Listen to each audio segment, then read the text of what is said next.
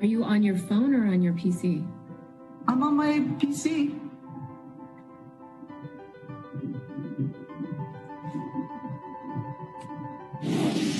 Which item is yours?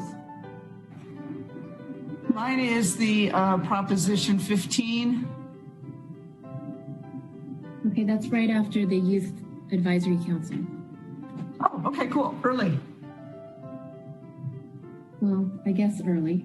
It's right before the budget, which is the last item. Oh, then it's not early.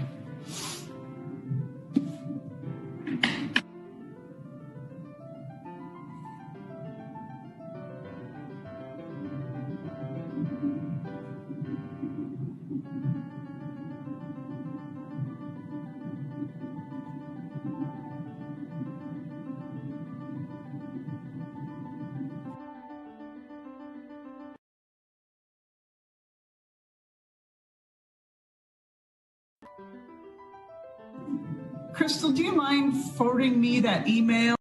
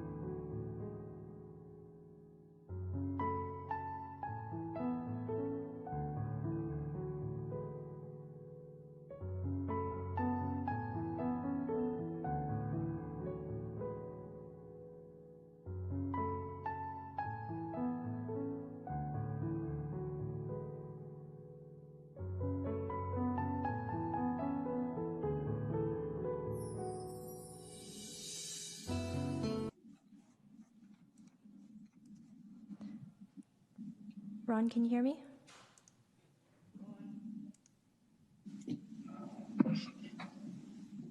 Mr. Mayor?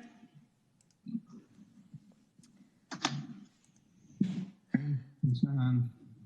I feel like he's taking his headphones out. Yeah, he needs his headphones on.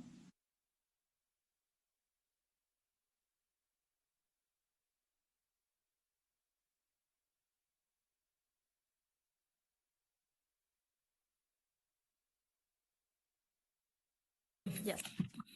Okay. Does that El Duran appear on the TV screen too? Yeah. Okay. Not All right. sure why that is. But we're good to go? Yes, we are. Okay. Good evening, ladies and gentlemen. Welcome to the San Carlos City Council Successor Agency to the Redevelopment Agency and Housing Authority regular meeting of September 28th, 2020. Please join me in the Pledge of Allegiance. I pledge allegiance to the flag of the United States of America and to the republic for which it stands, one nation, under God, indivisible, with liberty and justice for all.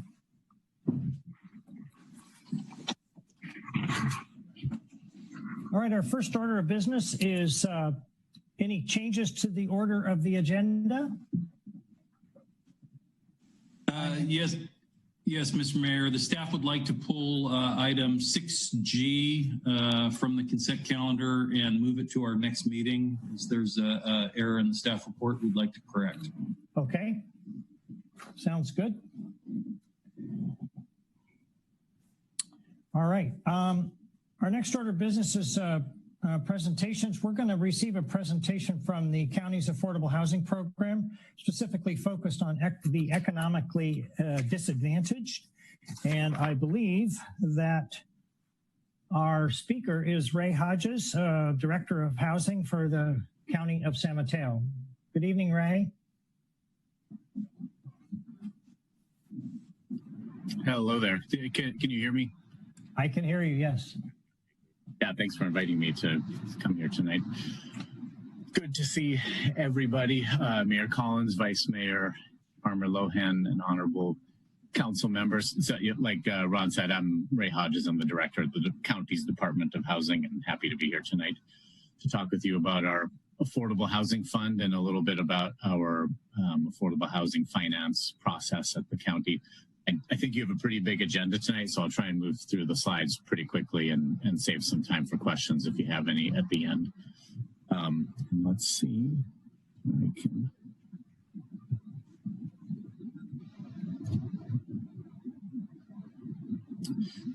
Crystal, do you know if I need to do something to move the slides? That's your mouse right there that you're moving. So you have control now. Oh, there we go. Okay, great. So, I don't think I need to tell you about the need for housing and especially housing affordable for folks who are earning low incomes in San Mateo County. But I will really quickly. Our point in time homeless count last year, this is a count that's done every 2 years, showed a 21% increase over the last count that was done in 2017. And right now the median 2-bedroom rent in our county was over $3,900 a month. If you do the math for that to be affordable for a family, the family's income needs to amount to about $75 an hour. Obviously, there are many families in San Mateo County who are earning less than that. So it's these sorts of challenges that caused our Board of Supervisors to establish the Affordable Housing Fund 8 years ago.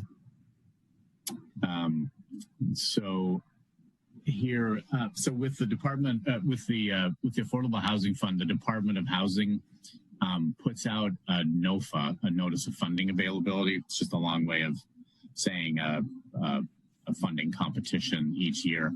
And the competition is open to developers of affordable housing across the county. The awards we make to those developers are low interest loans. They're not grants, but almost. They're very low interest loans.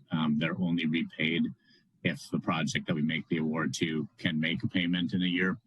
It's not like a loan from a private bank where it's real debt. And if you don't make the payment, you could end up in a foreclosure action. We don't function quite like that. It's subsidy. But this slide shows the totality of funding that's been allocated to affordable housing development by the county over the last 8 years. And we just wrapped up our 8th round of the Affordable Housing Fund. It's our largest round to date, right above the kind of divider line at the bottom left there. It was almost $34 million that we awarded to affordable projects this year. And that took the total over these 8 years to up over $181 million of funding that was put into affordable housing in the county. And the biggest chunk of that $181 million comes from Measure K, countywide half-cent sales tax. So that has accounted for, Measure K has accounted for about 106 million of that 181. So Measure K has been extremely important to our work over time. So these are just some of the highlights from that most recent round of the AHF, the 8th round. So our Board of Supervisors just approved staff's recommendations 2 weeks ago for this 8th round. You can see we received 12 applications for funding. The total amount requested was over $85 million. And we made awards to 9 projects and close to $34 million, like I mentioned. And as is always been the case, actually, across all 8 years, the spread of those awards that we made has gone all the way from the northern end to the southern end, Daly City, down to North Fair Oaks, East Palo Alto, and Menlo Park, which is something that we're always happy to see. They've been really spread across the county. So this slide shows the 5 sources of funds that were included in this round. You can see the biggest source was Measure K at $21 million. But what I really wanted to call your attention to here on this slide is the last 3 sources. So HHC is acronym for Housing for a Healthy California. PLHA is the Permanent Local Housing Allocation, and LHTF is the Local Housing Trust Fund. The acronyms aren't important, but what is important is those are all sources of funds that originate with the state, with California. And they're all things that we, the county, applied to in competitive competitions that the state is now holding for resources like this. They weren't doing this really a couple of years ago. This is a new thing since they passed some bonds and other things focused on affordable housing. And so this year, in those funds that we were able to get through these competitions from the state, that summed to $12.5 million. So we were able to leverage the Measure K that the county put in and leverage it with that extra money coming from the state. And what really helps, one of the biggest things on those applications to the state when we put in an application is being able to show local funding going to these projects as well. So the Measure K certainly helps. But when we're working with cities like San Carlos, and you guys put a bunch of money into the project on Walnut Studios, when we can show that, that's a really big boost to our applications to the state for these funding resources. So that was really great. And we were able to capitalize on that a lot this year. The other thing kind of connected to that I wanted to mention too is we don't ever actually fund the total cost of any of these projects. Our sources, the funding that we put into the projects is highly leveraged, but we usually actually, on average, over time, we've funded about 10% of the costs of these developments. It ranges quite a bit, project to project. There's large variation, but the average over time is about 10% of the cost of those projects. And the rest of that comes from other sources, federal, state, and then private funding. And private funding actually makes up the biggest chunk by far in any of these projects. And that's funding that might come from private debt, from a bank, or from investment in low-income housing tax credits, which is actually the biggest source of financing for affordable housing. But that's a longer conversation for another time. So, and then this, of course, is the list of the 9 projects that we're making awards to this year in this 8th round of the Affordable Housing Fund. So you can see it sums to 1,060 units, 1,060 affordable units this year. And what I really wanted to point out was actually that some in the next column there. 125 of those 1,000 units this year are homes that are specifically set aside for homeless families and individuals, which is something that we're really thrilled about. It's actually something that we give competitive points to in our funding competitions as well. So we were glad to see that. And then it doesn't show up on this slide, but I wanted to mention we have 10 affordable projects in construction right now across the county. And those 10 projects sum to about 750 affordable homes that are all in construction right now. It's the most we've ever had in construction at one time in San Mateo County. And that's due to the work in the Affordable Housing Fund and from cities like you who are supporting projects in your own jurisdictions as well. So, and even in the next few months here, this slide shows where we think these next 5 projects will get in construction soon, and they amount to over another 500 units. So very excited about that. And these are just a couple project examples. This is one that we funded a few years ago in Colma at 65 units. It was just completed last year. All of the units are for formerly homeless veterans. The developer there was Mercy Housing, a big nonprofit that's very familiar with affordable housing development. They did a great job on this one. I was hoping to swing by Walnut Street today and take a picture to see if anything was going on there, but I didn't have a chance, so you just get 2 renderings of Walnut Studios, but we were happy to get to contribute to that project. You guys did a great job there. Happy to see that getting going. And this last one is Midway Village. This is it's actually currently a 150 unit housing authority property that we've owned for 40 years in Daly City.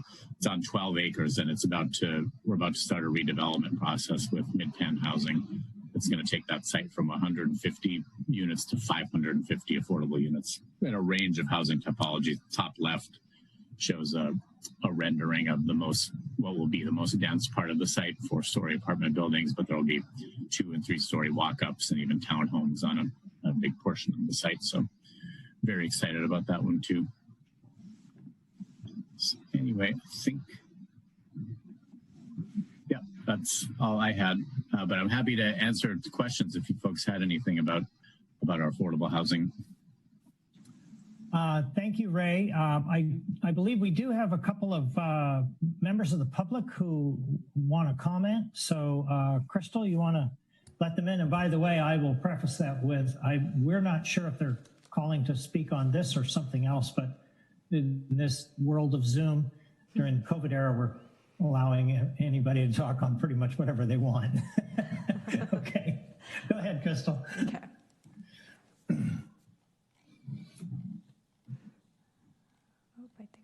Oh, there it goes. Caller with a phone number ending in 073. Thank you for joining us tonight. You have 2 minutes to address the council, and at the end of the 2 minutes, you'll hear an echo, or you'll hear a chime indicating that it's time to wrap up. You should be able to unmute yourself now. You might have to press *6 in order to unmute.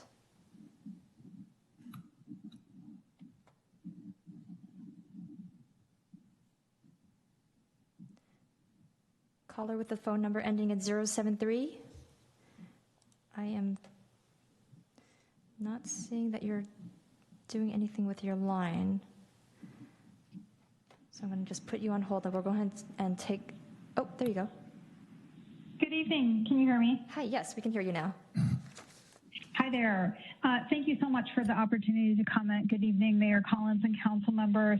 My name is Diane Bailey. I'm commenting on behalf of the Campaign for Fossil-Free Buildings in Silicon Valley and our 33-member groups working together to accelerate a phase-out of fossil fuels from our homes and buildings. I had intended to comment during the public comment portion, but my comments relate to affordable housing. So I'll just go ahead and complete the remaining minute. Just wanted to share the very good news with you that your neighboring cities, Redwood City and San Mateo, have recently adopted strong reach codes for all electric new construction, and I wanted to urge you, the City Council of San Carlos, to consider a similar policy. This is really a critical action to respond to the climate emergency that we're living in right now. And every breath of smoke that we inhale is a reminder that we're in a climate crisis and that San Carlos isn't just vulnerable to the fivefold increase of wildfires due to climate change. Our communities face severe flooding, more intense heat waves, and extreme weather disruptions. And we just can't put off action any longer to cut carbon and get off fossil fuels. I wanted to point out the benefits of going electric to affordable housing. This is really a vulnerable community of residents that are typically underserved, tend to be disproportionately impacted to air pollution in the first place. And so cleaning up their housing and appliances and making sure that folks moving into affordable housing are not overexposed to fossil fuels and associated pollution is really a priority. And further, all electric housing is much cheaper to live in. The utility rates and bills are much lower. And so folks will save money by transitioning to all electric with their housing. So I just wanted to point out the cost savings to tenants of all electric buildings and also the health and clean air benefits that they experience. And I hope that you can consider that and consider bringing a policy forward on an all electric reach code as quickly as possible. Thank you so much. Okay, thank you, Diane. Crystal, we have another caller? Yes, it looks like we have 3 more in the queue. Okay. Caller with the phone number ending in 167, thank you for calling in again. You'll have 2 minutes to address the council, and you'll hear a chime at the end of the 2 minutes indicating that it's time to wrap up. You should be able to unmute yourself now. You might have to press *6. There you go. It looks like you're now on mute. You might want to need to mute the video behind you to avoid an echo. I was calling about non-agenda item. Go ahead. I was calling about non-agenda item. That's all right. You may go ahead. I'll go ahead now? Yes. Okay.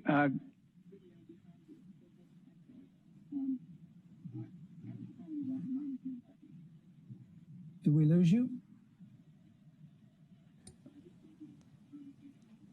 Name is John, Caltrain writer. Good evening, San Carlos.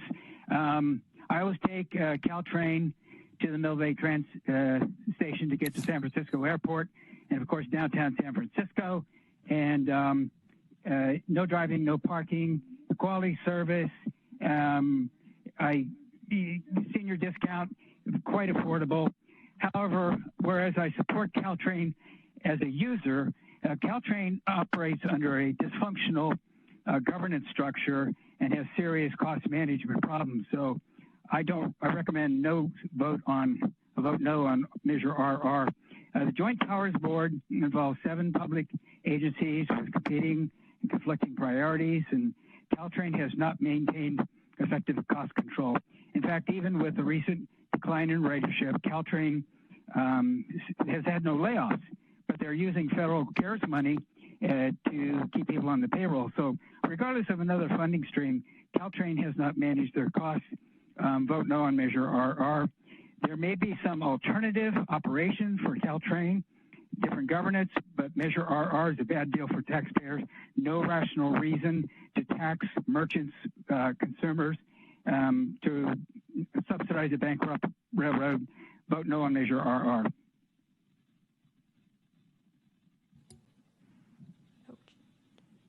Mayor Collins, you're on mute. Thank you, John. Just a point of clarification, I don't normally comment on speaker comments, but this is a point of correction that CARES Act funding for Caltrain only works if Caltrain keeps employees. They are required to keep employees with the CARES Act funding. Okay, Crystal, do we have another speaker? Yes, we do have 5 more. Okay, go ahead. Good evening, caller with the phone number ending in 496. Thank you for joining us tonight. You have 2 minutes to address the council, and at the end of the 2 minutes, you'll hear a chime. You should be able to unmute yourself at this time. You may need to press star 6 in order to do so.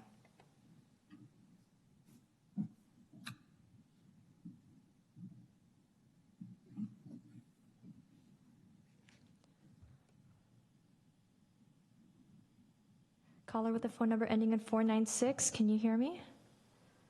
You'll need to unmute yourself by pressing star 6. There you go. Hello, can you hear me? Yes, we can hear you. Okay. Good evening, Mr. Mayor and council members. Thank you for this opportunity.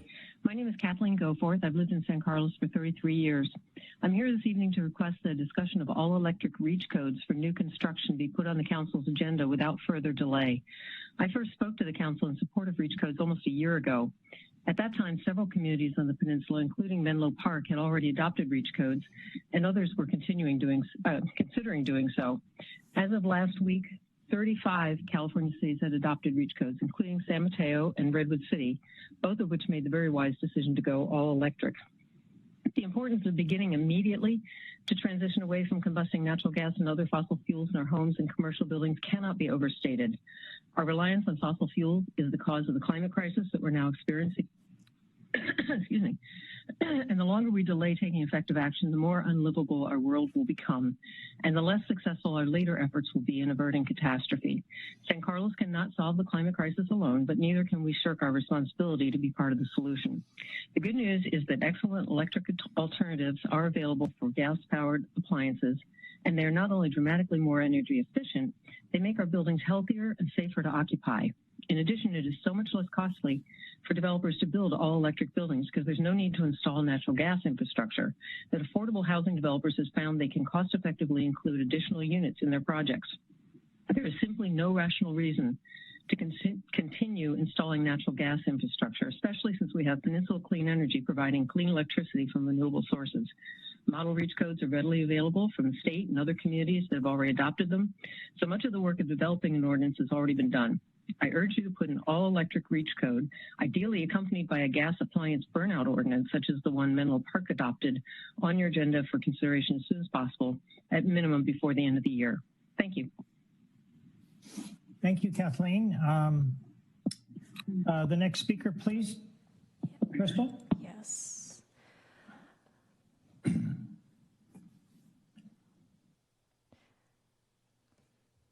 Caller with the phone number ending in 929, thank you for joining us tonight. You'll have 2 minutes to address the council, and at the end of that 2 minutes, you'll hear a chime indicating that it's time to wrap up. You should be able to unmute yourself. Oh, looks like she hung up. Okay, I'll bring in the next caller. Caller with the phone number ending in 897, thank you for joining us tonight. You have 2 minutes to address the council, and you'll hear a chime at the end of the 2 minutes indicating that it's time to wrap up. You should be able to unmute yourself now. You may need to press star 6.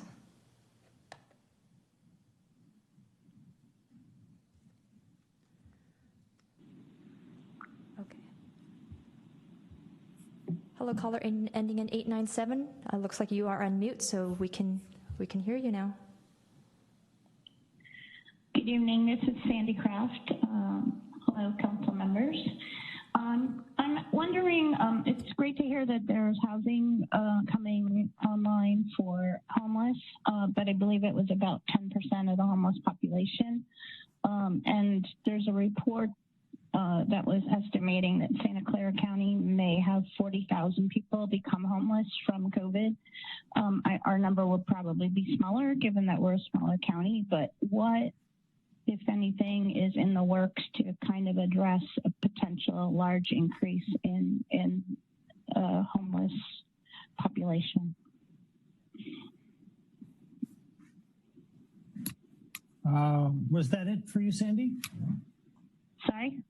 Was that all you wanted to tell us? Yes, that's all. I right. just had a question. I just was wondering.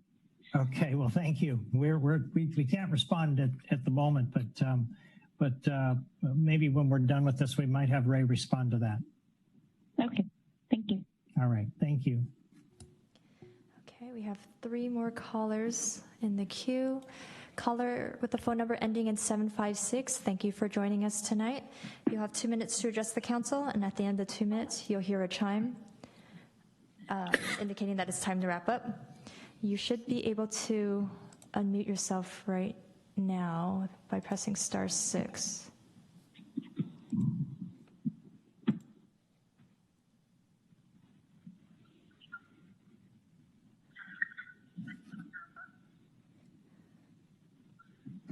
Caller with a phone number ending in 756. It looks like you're unmute. Are you? Hello, my name is Sharon Revem. I'm an architect living in San Carlos for about 10 years. I'm a fellow with the AIA and lead fellow specializing in green building. I'm speaking today in support of discussing and adopting an all-electric REACH code for new residential and commercial buildings as soon as possible. Adoption of a zero code is an important tool for local governments to address climate change and reduce greenhouse gas emissions. And it's not just about countering climate impacts. It also increases community safety as we reduce our reliance on gas, and it mitigates future costs associated with stranded assets, gas pipelines that aren't used anymore. It also provides an opportunity for our community, along with our neighbors and other jurisdictions around the state, to be part of a leadership position that California needs to take in order to meet all of our climate goals. So I urge San Carlos to be part of the solution and adopt all electric REACH codes. Thank you. Thank you, Sharon. We have 2 more. Is that right, Crystal? 3 more now. 3 more, okay. Yep.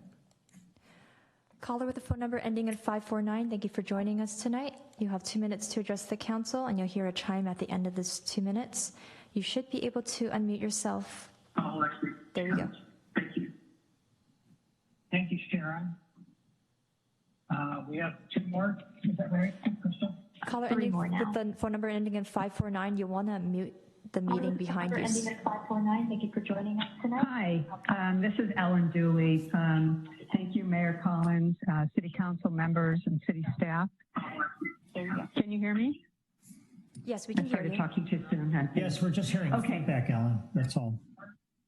Oh, got it. Okay, so anyway. Phone number ending at 549. You want to unmute the meeting behind you. Oh, got it. On the computer. Okay. There you go. Sorry about that. Thank you very much for this opportunity to speak, and also for the generous way that all of you have listened to me over the last couple of years. Sounds like REACH codes are on top of mind for people right now, and I think it's like everybody today. I woke up to the smell of smoke again, and I realized that the last couple of years I've been mostly concerned about wildfires destroying our home, but I had not considered the possibility that during the period from, say, late August through November, which is about 1/3 of the year, that we could be, cooped up inside our homes, escaping the smoky and unhealthy air quality from fires that could be as far away as 90 miles or more, as we experienced today in prior years. And as someone who thrives on outdoor exercise and nature, this is unacceptable to me. But this is our climate crisis, and it is moving more quickly than predicted by scientists. The majority of our air pollution, as you know, comes from cars and buildings. And so we cannot continue to heat our homes, our water, our food with fossil fuels. We can't build another house or another building with a gas line that's going to be around for 50 plus years. As Diane mentioned on a positive, and Kathy and others, that cities all around us and across the state are adopting REACH codes now, and there is momentum building very quickly. So we don't need to reinvent the wheel.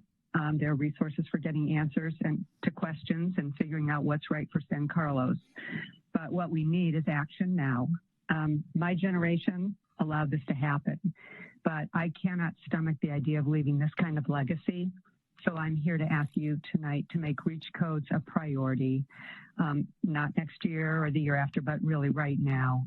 So I ask that you start working on this so that we can have a cleaner year as soon as 2021. Thank you very much. Thank you, Ellen. You're welcome. Crystal, we have another speaker. Yes, I'm knitting the next speaker in. Caller with the phone number ending in 878. Thank you for joining us this evening. You'll have 2 minutes to address the council, and you'll hear a chime at the end of the 2 minutes. You should be able to unmute yourself now probably by pressing *6. Air pollution, as you know, comes from cars and buildings, and so we cannot continue to heat our homes, our water, our food with fossil fuels. We can't build another house or another building with a gas line that's going to be around for 50 plus years. You know, as Diane mentioned on a positive, and Kathy and others, that cities all around us and across the state are adopting REACH codes now, and there is momentum building very quickly. So we don't need to reinvent the wheel.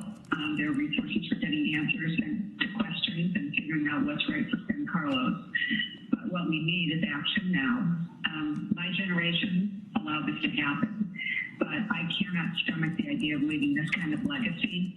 So I'm here to ask you tonight to make REACH codes a priority, not next year or the year after, but really right now. So I ask that you start working on this so that we can have a cleaner year as soon as 2021. Thank you very much. Thank you, Ellen. Is the caller still on? You're welcome. I think they need to mute them. We have another speaker. Yes, That's the same. the next Caller with a phone number ending in 878. 878. Thank you for joining us this evening. Good evening. Thank you for having me, Mr. Mayor Collins and members of the council and staff. Thank you for this time to allow me to speak. I live in San Mateo, but obviously this is more than just a San Mateo issue. This is a regional issue for two reasons. First, because CO2, of course, knows no boundaries. And secondly, because contractors who work in this area find it much easier to have consistent codes across the county.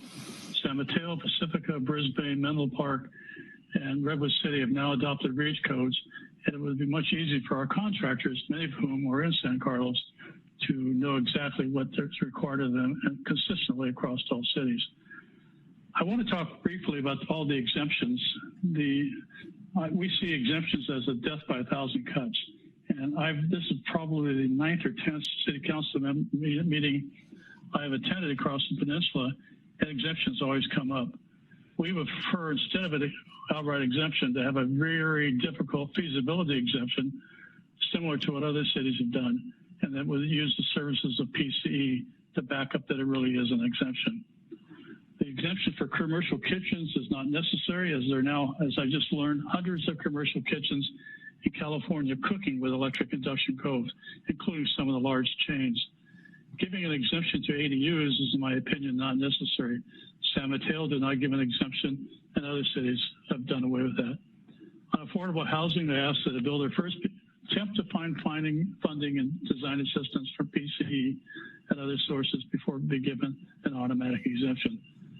I ask for the elimination of all the loopholes. I think it's in the best interest of us. Natural gas is actually methane, as 80 times more potent than CO2. So thank you for your time tonight. I appreciate the opportunity to comment. Please adopt all electric REACH codes across the board. Thank you. Thank you, sir. Do we have more speakers? Yes, let me remove this one first. There it goes. Yes, we do have two more. Okay. Caller with a phone number ending in 223, thank you for joining us tonight. If you could please lower the volume in the meeting in your background. You have 2 minutes to address the council, and at the end of the 2 minutes, you'll hear a chime indicating that it's time to wrap up. You should be able to unmute yourself now by pressing *6. There you go. Hi, my name is David Britton. I'm a resident and business owner in San Carlos. Thanks for listening tonight.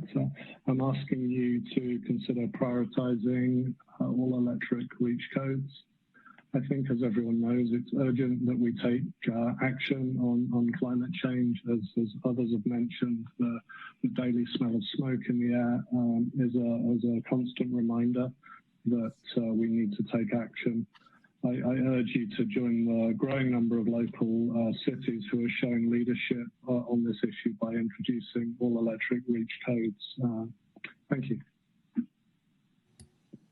Thank you. And I'll go ahead and admit. Thank you, David. Our last one. Caller with the phone number ending in 929, thank you for joining us this evening. You'll have 2 minutes to address the council, and at the end of the 2 minutes, you'll hear a chime indicating that it's time to wrap up. You should be able to unmute yourself now by pressing *6. There you go. Thank Thank you. Am I unmuted now? Yes, you are. Yes. Thank you. My name is Suzanne Emerson, and I'm speaking on item 5, the public comment.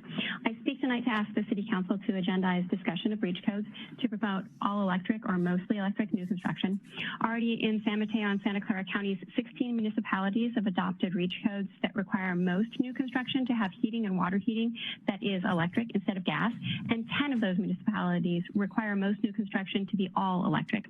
Waiting to see if this is included as an element in a revised climate action plan, and then waiting until it's scheduled for eventual discussion for implementation before beginning to engage the community in outreach on this issue, that is such a long time lag, during which time new gas-burning homes and offices are being designed and built here in San Carlos. Instead, let's begin the City Council discussion and the community outreach now. All electric construction has already been adopted by our immediate neighbor, Redwood City, and for the unincorporated areas of San Mateo County. It's time for us to have this discussion as well. Thank you. Thank you, Suzanne. Are there any more callers, Crystal? No, no more callers now. All right. Thank you, all callers, for your comments tonight. We're going to go to some questions now. Through the chair. Yes, sir. Yeah, I would just like to ask, I know we do this at different times, but I would just like to ask, given a variety of reasons, that we put on a near-term agenda adopting REACH codes. Okay, well, we've got that coming up at the end of the meeting. I'm raising the issue now to see if there's any support for whether we do it on a future agenda. It's not on tonight's agenda, is it? Or did I miss that? No, it's not on tonight's agenda. Yeah, I think we can, under agenda setting, we can ask to put it on a future agenda. Can I ask, Mayor Collins, I think we've already had a discussion on this, and we've had more than at least the council who have said they'd like to do this. And it's my understanding that, it's scheduled to be put up with the climate action plan, but I'd love to hear from staff kind of what that plan is, because I'm concerned that if is it going to come up for discussion starting in January, or are we going to start doing the process beforehand so that it can be voted on in January if that's the case? Is that something we can ask staff now, or given that we've had all this public comment? I can answer that question. Yeah, thank you, Adam. I had the same question. Thank you, Adam, for bringing it up. Okay, so yes, in fact, that is the direction from council when this issue was brought before. We discussed incorporating it as part of the climate mitigation and adaptation plan process, which we are currently in the process of. In fact, we have a meeting of that group this week on Thursday. People can still sign up if they'd like. There are a number of issues that are coming forward from this group as well as the county regarding various things that have to do with the climate. One is disposable food waste. Another one is this idea of electrification. And just because the timing of COVID and things, and doing surveys of the business community right now, we thought that we'd continue the process that we were doing with our consultants on the climate, the CMAP is what I'll call it. So the CMAP, we are going to do another meeting this week. Then we're going to gather all of that input. We're going to go back to the community in December with some ideas on implementation measures. So what will happen is we'll be able to look at all the different things that are possible for us to address the environment, and look at the cost benefit analysis, and then go back to the community. And then we'll get the input from that in December, gather the data, go back to the community January, February, and then go to council with the proposed measures, probably March, April, and then finally the adoption of the plan May or June. So yes, it is a slow process, but what's more important to do right now? Would it be the REACH codes or disposable food waste? What would the priority be? Because we'd be looking at it in a vacuum and not comparing it with all the other different measures that we're considering right now as part of a bigger plan. Okay, I guess I'll just bring it up at agenda setting then, because I appreciate that, Tara. was under an impression that we would be voting on reach codes in the very first quarter of the year, and it sounds like we're not even, June, and maybe we would do it. So I guess I'll just at an agenda setting bring it up because I'm that we're waiting too long, and so I would also like to understand why we can't bring things up for see if there's interest. If there's no interest, it doesn't go on agenda setting. But why we can't bring things up for potential agenda setting as public comments are being made. We've done that in the past routinely. And that's all I was trying to do, because I think we ought to bring it up. If nobody else is interested in bringing it up sooner, that's fine. Or they want to wait, that's fine. But I'd like some clarification on how we're doing this these days. Well, I think we have to make a decision between the current path that we're on or abandoning that or changing the course of that to now focus on the reach code issue. Did I hear that correctly, Tara? We certainly can carve out the reach codes for electrification if council so desires to take that one separately, because that's so important that it can't wait to be measured with all the other things. And then, of course, we'll have a process that we'll have to go through with our business community. And it's just the timing of it. We'd have to have everything back to you in November to vote on if we were trying to get it through before the end of the year. Would it be appropriate to maybe have a council discussion on that, an agendized item to talk about, the pros and cons and what that involves and what that does to current planning? I don't mind having a discussion. I just want to find out what the council's desires are here. Right. Mayor Collins, it's my understanding, so when I brought this topic to the floor during our mid-year retreat, there was support from the majority of council to consider and explore reach codes. So I would be open to accelerating the review of that opportunity, given the fact that much work has already been done in the community and there are effectively gavel-ready ordinances available to us to leverage. Thank you, Vice Mayor Palmer-Lohan. That's effectively what I was trying to get at. I support you completely on that. I was trying to get at and saying, I would like to agendize that we do that. And so it sounds like you and I at least would like to do that. And if there's a third person, then that's what happens. 3, 4, yes, please. All right, so I'm hearing that we're going to have a discussion on basically separating the reach code issue from the other issues that we've been working on. No, that's not, I don't believe that's the proposal, Mr. Mayor. I believe the proposal is that we bring forward a review and discussion of reach codes to consider enacting same. Not to discuss how we're going to do it, but to actually adopt them. I don't want to put words in either Laura or Adam's mouth, but that was my proposal. I think that's what I heard Laura say. Okay. All right. Well, we've got 3 people who are interested in that. So, Tara, I guess you've got our direction. Yes, I do. Thank you. All right. Thank you. I wanted to get back. Is Ray Hodges still with us? Yep, I'm still here. Hi, Ray. A question came up early in the calls about how to address the anticipated increase in the homeless in the county. I don't know how you answer that question, but I'd be curious to know what the county's thinking is around that. Yeah, I can take a stab at it.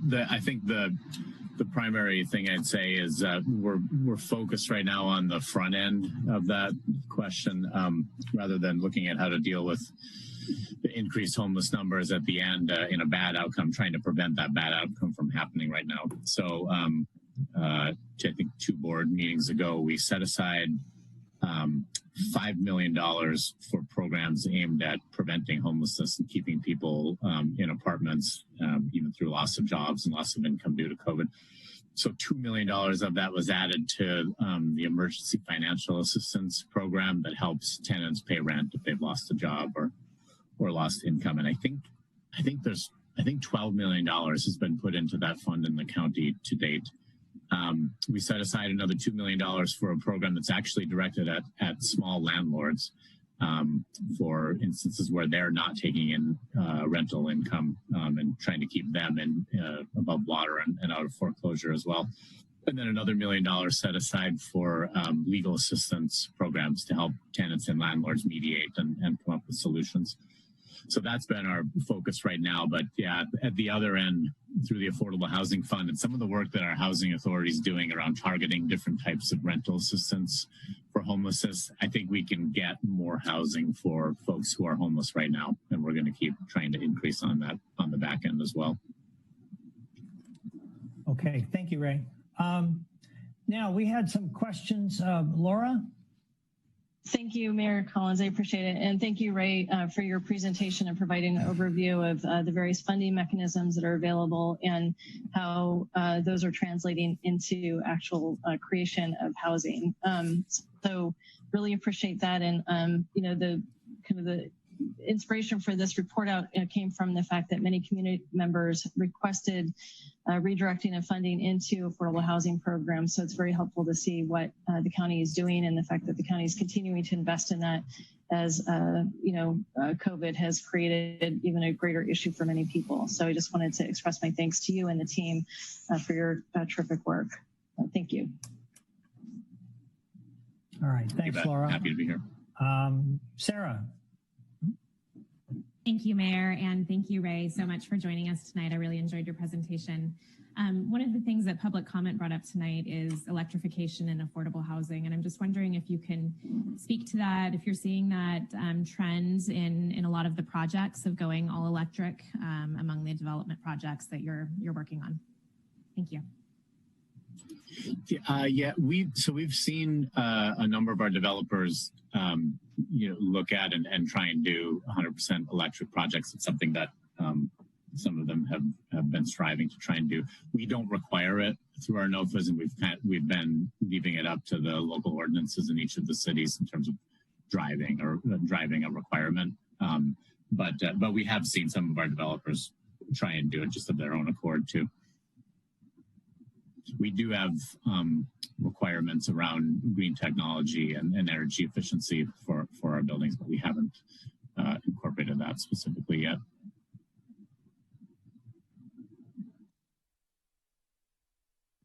Ray, have you found that the developers, I don't know if I'm repeating Sarah's question or not, I thought she asked a different way, but have you found that developers on their own tend to install more electric? I think it's a case-by-case situation, kind of developer by developer as well. All right, so there's no trend either way as yet? Yeah, I guess I would just say I've seen more focus and attention paid to it in the last year or two. When you say focus and attention, you're not saying a trend one way or another, though. Yeah, I honestly don't know off the top of my head, but I've seen proposals come to us from people advertising it as an all electric project, which was not something I'd seen really in the past. Okay, all right, good, thank you. Sure. I don't see any other council hands raised. Crystal, do we still have a caller? Yes, they are still on the line. All right, why don't we take them now before we move on to the next item?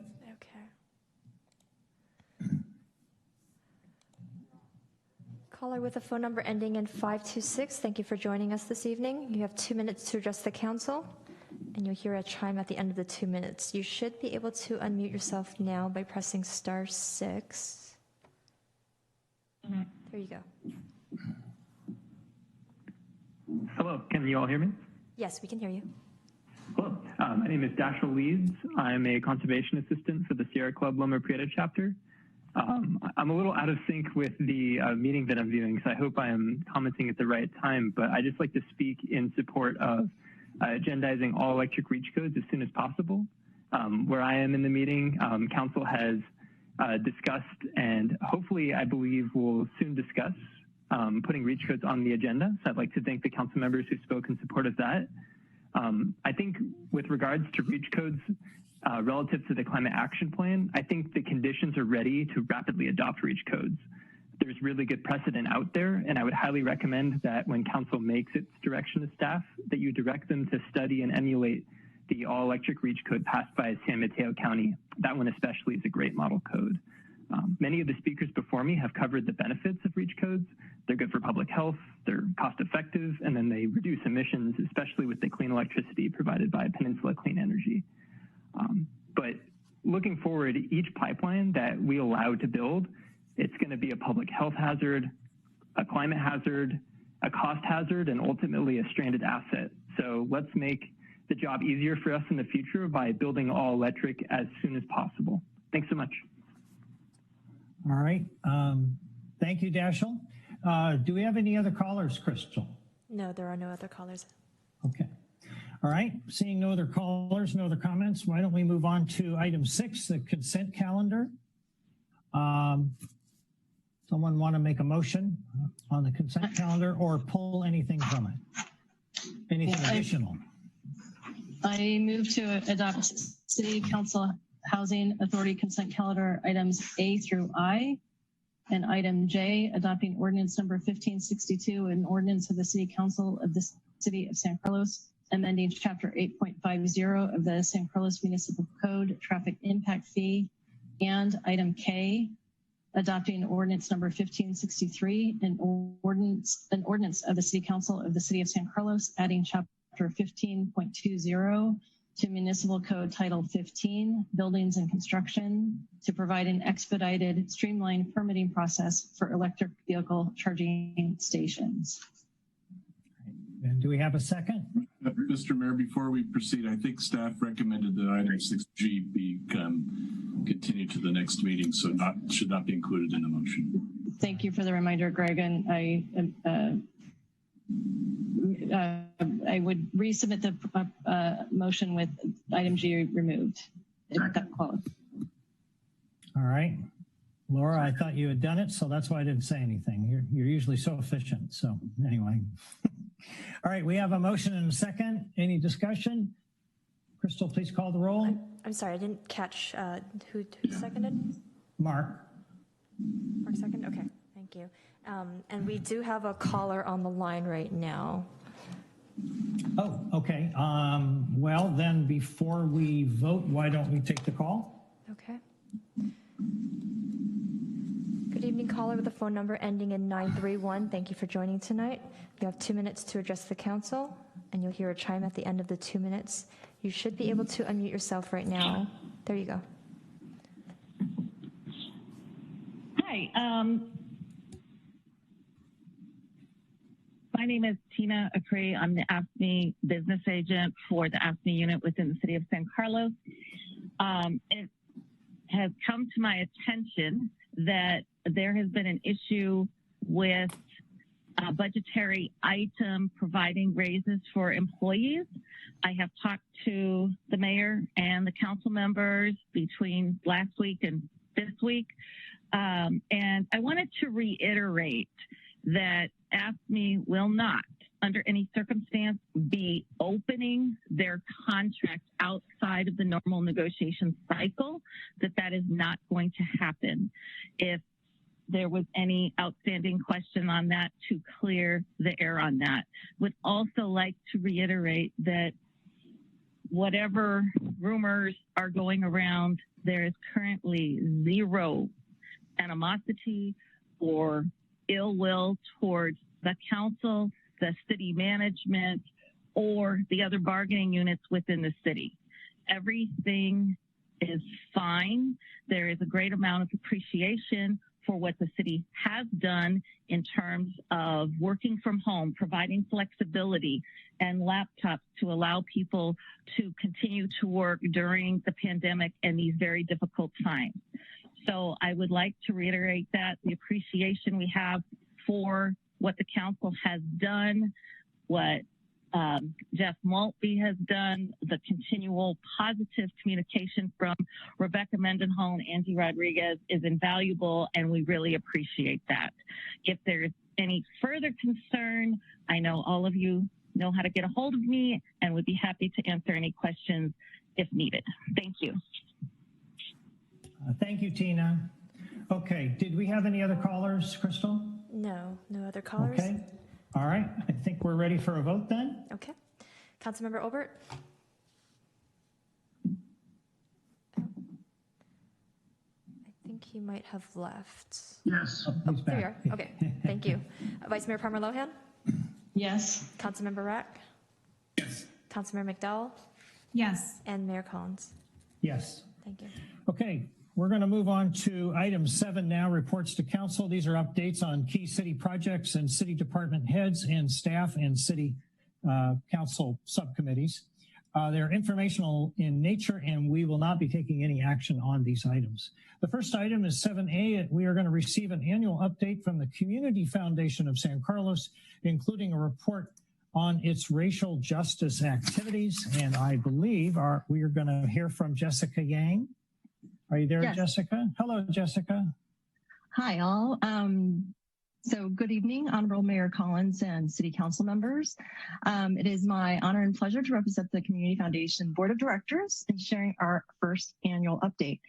My name is Jessica Yang, President of the Community Foundation. Following my update, I will be handing the presentation over to Cameron Johnson for a presentation of our racial justice plan.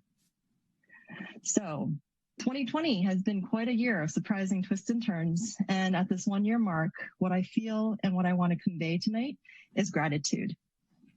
So I want to express gratitude for our City Council for helping the Community Foundation get off the ground. I want to express gratitude to Jeff Maltby and the city staff for their ongoing partnership in the Neighbors to Neighbors program, community engagement, and more. Gratitude to the San Carlos Chamber of Commerce for making the introductions for new partnerships for the Community Foundation.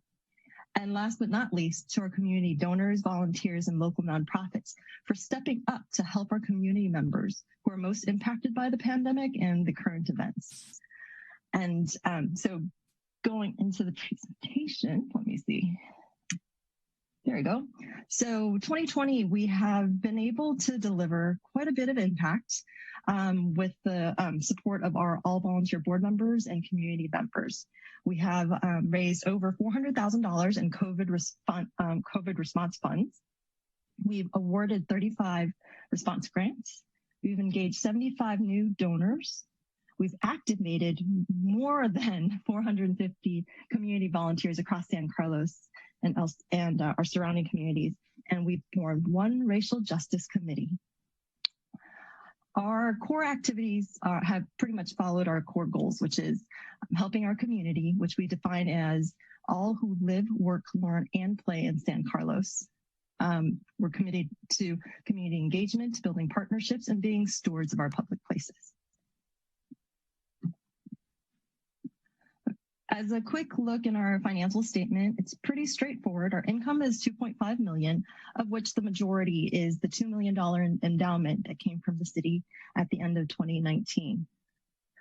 In addition to that, 16% of our income actually came from the fundraising around the COVID response.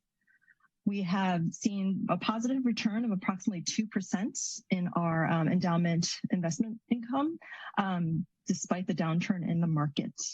And on the expense side, we stayed within our budget for spending.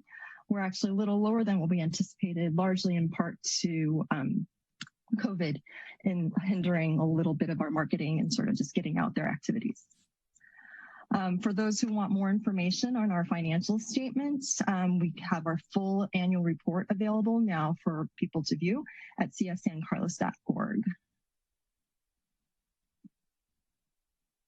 So in March of 2020, Chamber of Commerce was able to connect us with longtime San Carlos residents, the Holmes family, who contributed generous donation with very clear direction to quickly distribute those funds across our community for COVID response. So with the support with the funds from the Holmes family, we established the San Carlos COVID-19 Response Fund.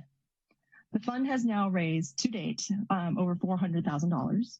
And we are still open to collecting donations at this point because we are about to go into, well, we are actively in round 4 of our COVID response grant cycle. So those monies that come in will go out in around the late October timeframe. Of all of the grants that have been distributed to date, the majority, 55%, have gone to supporting core services, food, and housing for our most impacted community members. So thus far, we've awarded 35 nonprofits to date with COVID response grants, totaling over $350,000. I'm very proud to announce that our first grants were approved on April 1st. That was just 15 days after the shelter-in-place order that came down from the county. Of those initial grants, they went to support core needs and services in terms of food, shelter, and as well as funds to 4 local hospitals to purchase personal protective equipment and to provide financial aid to some front-end hospital employees. So right now our round 4 is open. So I encourage any nonprofits to apply for round 4. Applications are due by October 7th, and applications can be done through our website at cfsancarlos.org/grants. So as a community foundation, our goal is to engage community, build partnerships and linkages so that we can build our community together. So we've done that initially when we were able to meet in person by running 2 events and mixers in the September-October timeframe. And once things open up again, we hope to be able to be amongst our community members again to hear directly at listening posts at the farmers market and other locations so that we can learn more about what their experiences are and what more we can do to support them in making San Carlos a better place to live and learn and, work and all that. We have built strong partnerships with Sandy Crafts, who leads the Neighbors Helping Neighbors organization, and in working with the cities on the Neighbors to Neighbors campaign at the start of the pandemic. And through that, we've actually had ongoing meetings with city staff to continually filter the needs and trying to match them with the volunteers that are available. We launched a nonprofit directory in April 2020, along with our COVID-19 fund, to lead philanthropists in donating directly to nonprofits if they feel so compelled to a very specific cause.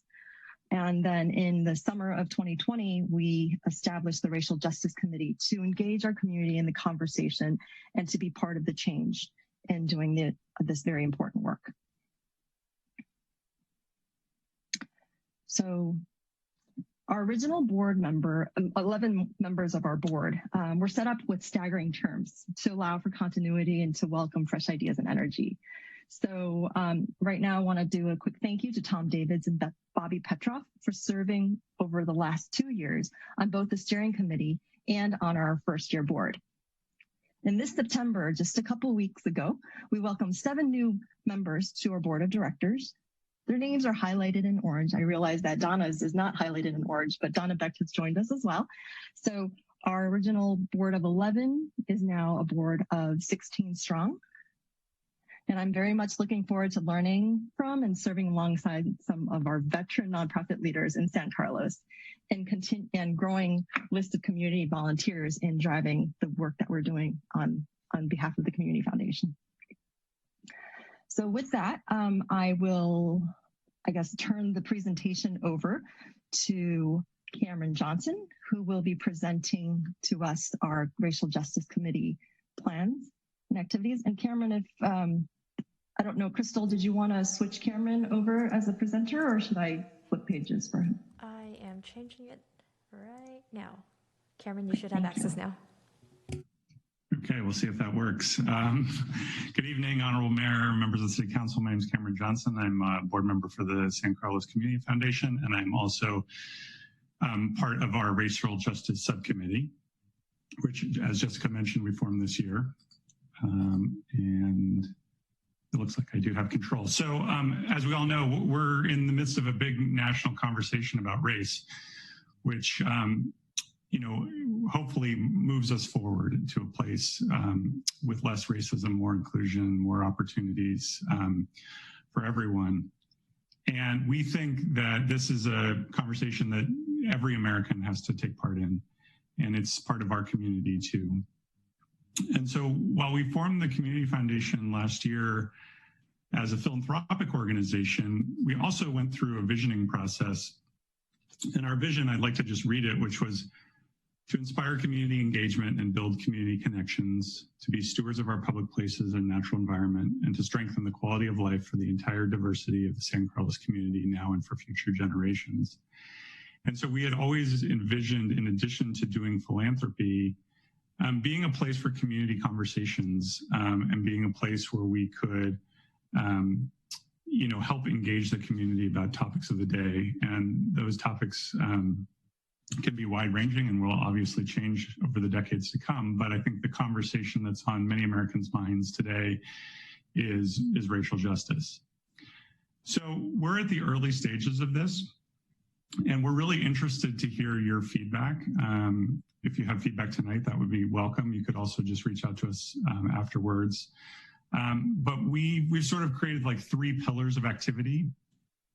The first is about transforming physical and public spaces in a symbolic way and to highlight the issue of racial justice, be that murals or public art, banners on Laurel Street, even small things like small gardens.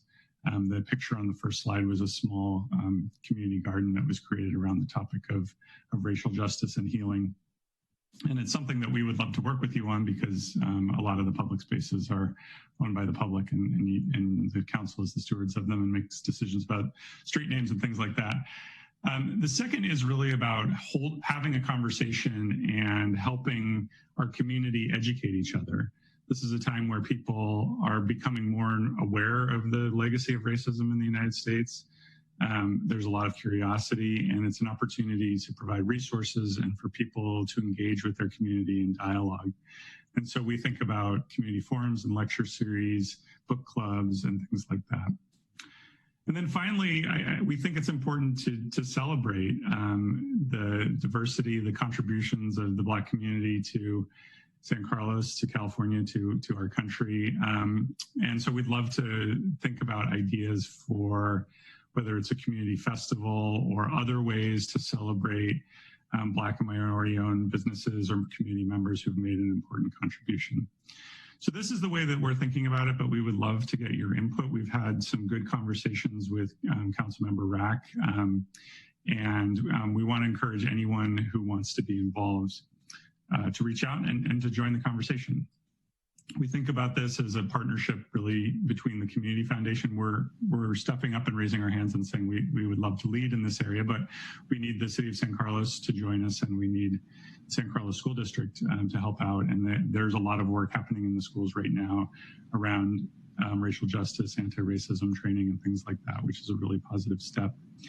I'd like to throw out, while we've had great conversations with staff and with Councilmember Rack, if the council is interested in this topic, potentially the council could consider creating a subcommittee to partner with us where we can meet periodically and talk about some of the initiatives and get some input. This is a rough timeline of some of the activities that we're thinking about. Some book clubs and general visibility in the second half of this year, kicking off with kind of some more substantive things into next year. And so this is the start. We view this as a long-term conversation for our community. We want to be part of it, and we think it's an opportunity to continue to make a positive impact for everyone who lives here. This is enclosing some kinds of public art around the idea of racial justice and unity from other communities around the country. And we wanted to leave them with you for inspiration. And so with that, Jessica and I would be happy to take any questions.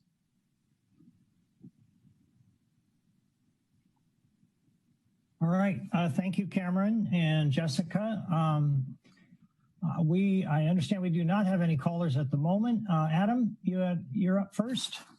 Thank you, Mayor Collins, and Jessica and Cameron. Thanks very much for the presentation. And as Cameron mentioned, I've enjoyed conversations, Jessica, with you and Camelia, and really kind of doing some brainstorming around this. And it's an issue that I care a lot about, and I appreciate you guys offering to take the lead on.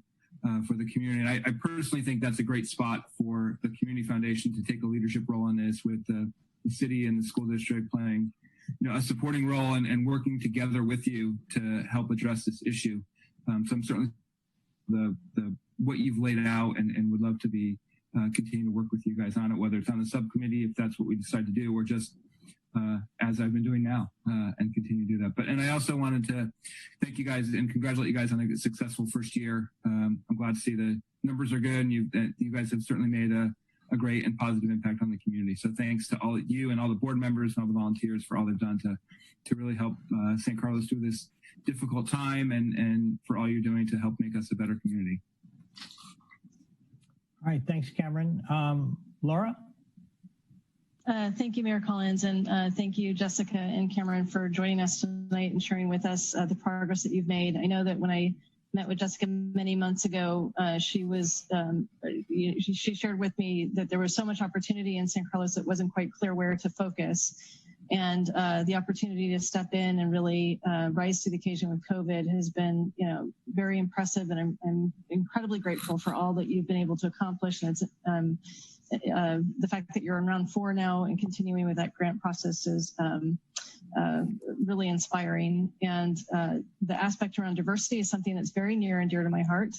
And I love the thinking that you've presented here this evening in terms of the multiple pillars for which one could really make sure that everyone in our community feels welcome and that they belong. So I have a deep interest in that, and would be happy to work with all of you and talk about that further. So thank you very much. Really nice work. And a shout out to Sandy Kraft as well. She's done incredible work. So thank you. All right, thanks, Laura. Mark? Yes, thank you. And thank you guys for a great presentation. And thank you for establishing that effort to promote tolerance and whatnot in the community. I have to admit that that really perked my ears up when I heard it, since I'll be looking for something to do in another few months, and that might be something fun to work on. I think I could really get into that. I apologize that you may very well have touched on this question I'm going to ask, but I was distracted at one point, so I just want to make sure if you have the information that you can share it with me. I'd be interested in just roughly how much support the foundation was able to provide dollar-wise to the San Carlos community, kind of as a result of the COVID-19 pandemic, just sort of in aggregate terms. Yeah, so thus far we've granted to 35 organizations across our community at a total of around $350,000. We have round 4 coming up, and we anticipate being able to pretty much grant out the remaining of the $400,000 plus that we have. So the next round will probably be anywhere between $50,000 approximately. That's wonderful. I just want to really make sure the community is aware of what you've done in that regard. I'm not trying to establish a competition here, but I have to say that you've sort of put the city itself to shame, because I don't think we've done anywhere near that level of support. And I'm really glad to see that you've stepped in and done that, because it's not only a hallmark of what makes San Carlos what it is, but it's nice to see the foundation getting off to such a strong start, helping the community that it serves. So yeah. I'm sorry you had a COVID-19 pandemic to play into, but I'm really glad that you guys have done the work on it that you did. So thank you. Thank you. Thanks, Mark. Sarah? Thank you, Mayor, and thank you, Cameron and Jessica, for your great presentation. And I want to echo my appreciation as well for all of your hard work. It was so fortunate for San Carlos that the Community Foundation was established and ready to go when the pandemic hit, because you guys have really stepped up in a big way for our community. And I think that the community is very grateful. I know so many nonprofits are grateful. I also want to thank Sandy Kraft for all of her hard work. I've had a great time getting to know her on Fridays at the food distribution events. So you guys have really stepped up in just a big way. And I'm grateful also that you're tackling racial justice and, working on bringing the community together. I think that's just the beauty of the Community Foundation, is that you're really trying to bring everyone together. So I appreciated the slide about engaging with the San Carlos School District. I know a big portion of their most recent board meeting was about racial justice and kind of embarking on that process. And there's no reason for all of us to work in silos. So I'm really excited that your goal is to work together on this. I think the schools can do great work with the kids and parents, and you guys have a broader reach in the community. I also wanted to say that the library system might also be a good partner. I know that Portola Valley, I believe, asked the libraries for a community book club list. And the library actually this week is bringing in the author of Biased, and she, anyone can sign up, but she's doing a book talk, and it was, brought on by this request for a book list. And I'd be happy to provide that for you as well. But I think that they would be a wonderful partner for our community too in this discussion. So thanks again for the great work. All right. Thank you, Sarah. And I want to echo my fellow council members' comments. I don't think when this whole process started a couple of years ago that we ever thought it would go in the direction that it has. And I guess one way to look at it is, it's unfortunate that this happened, but it's also fortunate that the Community Foundation was in the right place at the right time, even though you probably never anticipated that this would be your mission, at least to start out. So anyway, thank you very much. Great presentation, and we look forward to working with you. We'll be talking about some sort of continued city involvement in terms of the subcommittee or whatever as we go along. So anyway, and good to see you, Cameron. You got to come and visit us more often. So sounds good. Okay.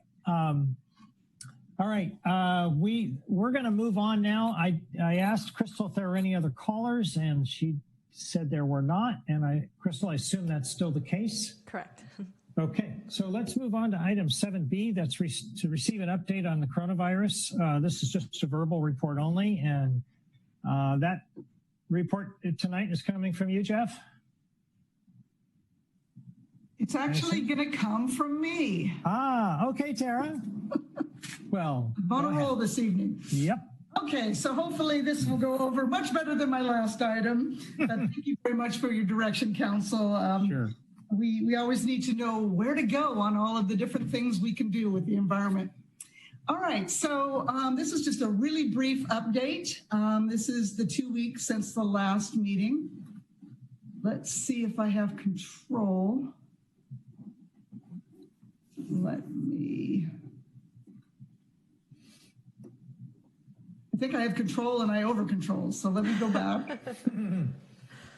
I'm just walking through this thing quicker than, I just don't see anything, Crystal. It's moving forward, but no problem. I think this Thank you. All right, so this, just really briefly, you saw this last time. This is the state's new blueprint for a safer economy. As you know, we advertised this, and everybody else in the world did, that the county moved into the red tier on the 22nd of this month. This framework lays out the criteria that each county has to be judged by to loosen or tighten the restrictions on activities. The state's Department of Public Health continues to reassess metrics used to manage COVID-19 while opening up the economy. If anybody's interested in learning more, they can go to the cdph.ca.gov website to track the status of the county's tier status and see what's open in that tier. So with that, the state moved into red, as we mentioned, and that effectively put a number of things on the table now that could be open. It's listed here. Now allowed indoors are hair salons, nail salons, body waxing salons. Restaurants can now open indoors up to 25% capacity or 100 people. It should be noted that includes staff as well as the public. Museums can now open, zoos and aquariums at 25% capacity, movie theaters at 25%, gyms and fitness at 10% capacity, and malls can open up to 50% capacity. It should be mentioned that not currently allowed under the red risk level is bars, breweries, or distilleries are not allowed to open in any way, either outdoors or indoors. All right, moving on. So a couple of highlights. The county is really encouraging testing because testing is really important for keeping us on the right trajectory to move from tier to tier. So the county has doubled the number of tests it's now offering to the community. Now 1,000 tests are being done Monday through Friday, each day at the San Mateo County Event Center. These tests are open to San Mateo County residents and workers only. The unrestricted tests, which are open to anyone, are still available on the county's rotating locations. So if anyone's interested in learning where they can go for these tests, they can go to the city, or I'm sorry, the county's website, and it'll have where they can go to get the tests. Just today, the county issued some guidance on Halloween. So they are discouraging highly any kind of trick-or-treating or gatherings. They've listed a bunch of alternatives activities so that families still can enjoy the holiday, but they're more working again with your family unit. So they're encouraging people to decorate their homes inside and outside, but it should be noted that events such as Eucalyptus Street, those kind of events would not be approved under the county's health order. So some of the things the city has done in the last 2 weeks is we expanded the Parklet program to the Industrial Arts District. We continue to enforce the county health orders. We continue to operate the bike loops. We're offering some childcare through a vendor, which is now being relocated from Loyola to the youth center because I guess the enrollment has increased. And it'll allow for more separation of the attendees. Continue to provide meals to go at the ACC, a very popular thing. We reopened the batting cages, but it should be noted no playgrounds are allowed to open, and that's statewide. The state has not approved playgrounds for opening. And with that, I can answer any questions. Before we get to questions, Crystal, do we have any callers? No, I'm not seeing any callers. Okay, great. And now I do. Laura, you have a question? Yeah, thank you, Mayor Collins. Just real quick, Tara, thank you so much for the report. I really appreciate it. I'm glad to see that we're starting to reopen. That's really helpful. I spoke to a resident just prior to the meeting, and for future consideration, if you could maybe share with us, at what point will the basketball courts open?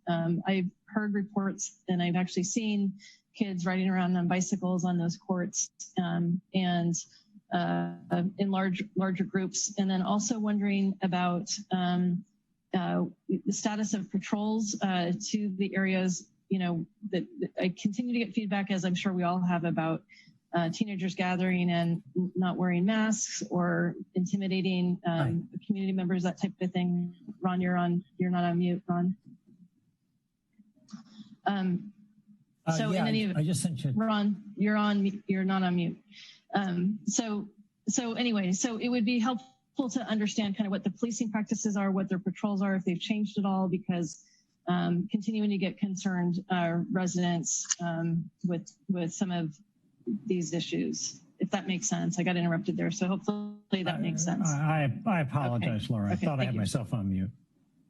Sure, we will come back to you in the next 2 weeks with an update on both of those things. Great, thank you.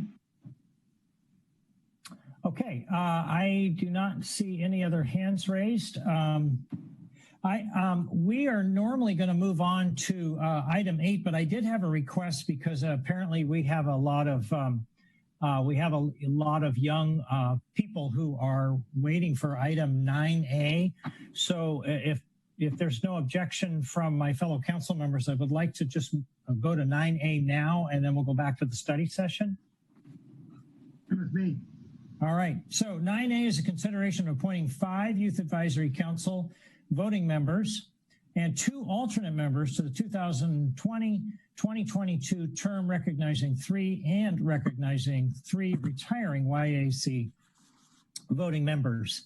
Amy, are you there? Or is it Caitlin? Caitlin. Hi, Ron. Hi, Thank you, Caitlin. Mayor Collins. I Sorry. will be introducing the YAC members tonight.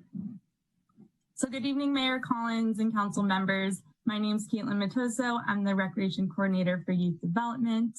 We're looking forward to swearing in our new Youth Advisory Council members tonight, as well as recognizing some of our outgoing members. I'd like to start off by thanking Mayor Collins for sitting on our interview panel this year. We really appreciated it.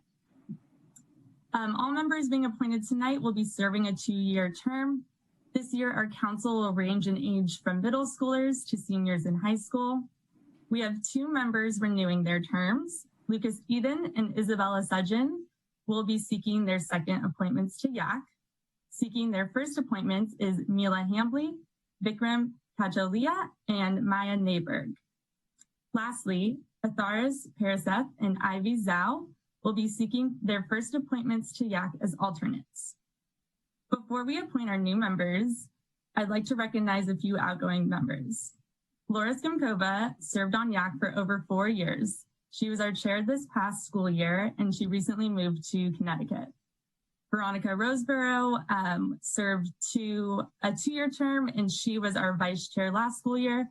She is now attending Cal Berkeley. And lastly, Allie Ayers, she served 1 2-year term as well, and she will be attending Cal. So with that, I'll hand it over to Crystal. Thank you, Caitlin. At this time, council has before them the option to appoint the members.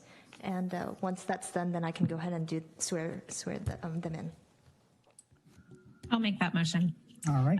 I move to appoint Lucas Eden, Mila Hamby, Vikram Kachulia, Maya Neighborg, and Isabella Sudgen to the Youth Advisory Council as voting members for the 2020-22 term, and Athars Prasath and Ivy Zhao to the Youth Advisory Council as alternate members for the 2020-2022 term.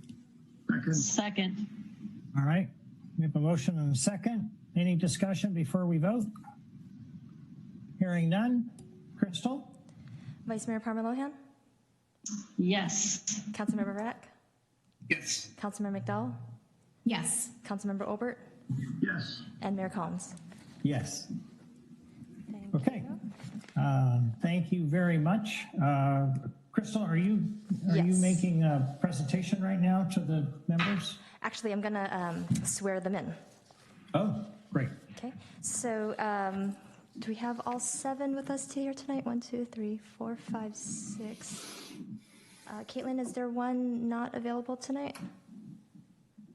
They were told to come back on at 8:30, so we might just be running a little bit late. Okay, well, I can take care of that last person afterwards then. Oh, there it goes. Oh, there he is. Okay, so if you can actually raise your oath of office, let me take a look at it on the camera that you all printed out earlier. Thank you. Okay, you can go ahead and put those down and just raise your right hand. Do you solemnly swear to support and defend the Constitution of the United States and the Constitution of the State of California against all enemies, foreign and domestic, that you will bear true faith and allegiance to the Constitution of the United States and the Constitution of the State of California, and that you take this obligation freely without any mental reservation or purpose of evasion, and that you will well and faithfully discharge the duties for which you are about to enter? You can nod or say yes. Yeah. Okay. And if you go ahead and sign your oath, please.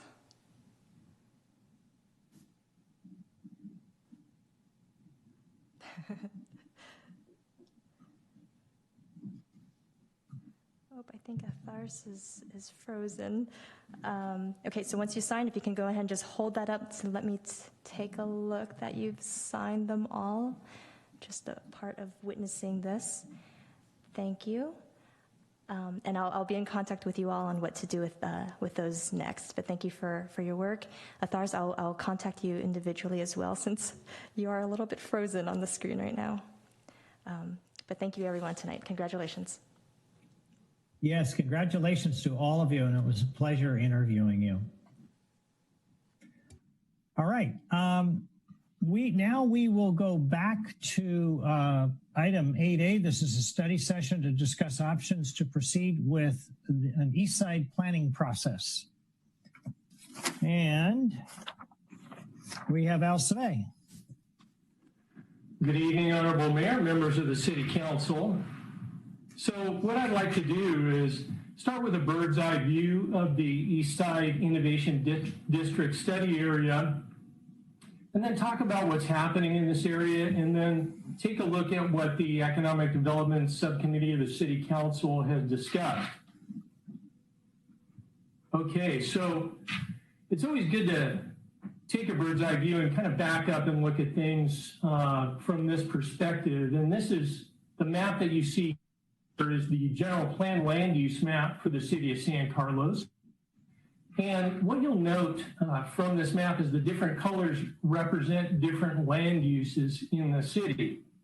The yellow area represents single-family residential development area zoning.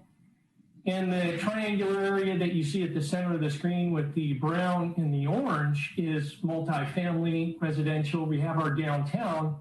And then the blue and the purple area of the city is our commercial industrial area. And it's always good to take a look at this, because what we know from this map is about 70% of the land area in the city of San Carlos is zoned for residential, and about 20% of the area is zoned for commercial, retail, and industrial uses. We have a lot of assets in the city of San Carlos, and this distribution of land, where we have some commercial, a lot of residential, has sustained the city from an economic diversity and sustainability standpoint for many years. And so we're very fortunate to have this setup that we have here, as you can see in this land use map. Okay, next, there we go. So what we know is that there's a good deal of change that's occurring in the area that we're calling the East Side Innovation District. And this area is between Highway 101 and Old County Road. We have Britain, and we have industrial at the center. And these areas, these colored areas that you see on the screen, represent different planning applications and conceptual development projects that we've been taking a look at over the last couple of years. And so this is really the area of transition and focus of the East Side Innovation District area. And this is where the change is occurring. What you'll also note by looking at this and also driving through the area is that most of the buildings in that area are single-story, older buildings, that most of them were built after World War II. They house manufacturing, light industrial, and heavy commercial uses. And many of them haven't changed since World War II. The zoning in that area allowed for taller buildings and more square footage, but the marketplace never really supported that. Now, we find ourselves today in a new market where we now see that this market in biosciences, life sciences, biotechnology has changed and taken a new, fresh look at this area and found it very attractive for investment. What you see here is a number of the different projects that the city has been taking a look at over the last couple of years. On the right side of the table, what you see is that some of the projects are further along in the review process. Some, like the one at the top, the Alexandria project, is under construction, and that's over by Highway 101. A number of the other ones are under review. They're maybe a year and a half into the process. And there are a couple of them, like 1030 Britain and 888 Branston, are nearing the threshold of going to the Planning Commission, for instance. When you see the word conceptual, that means that city staff has talked to the developers, but we don't have a formal application at this time. At the bottom of the screen, what you'll see is the amount of square footage. The gross square footage is about 2.9 million, but what you need to do is net out what's there from a traffic and jobs perspective. Those buildings house people, they had jobs, people were driving to work, and so you need to take that out of the equation when you consider the potential impacts of this new development. And then we get to a net square footage of about 1.8 million square feet. So this would be the boundary area. From a planning perspective, this area that you see in red that I discussed is the boundary area for the Eastside Innovation District.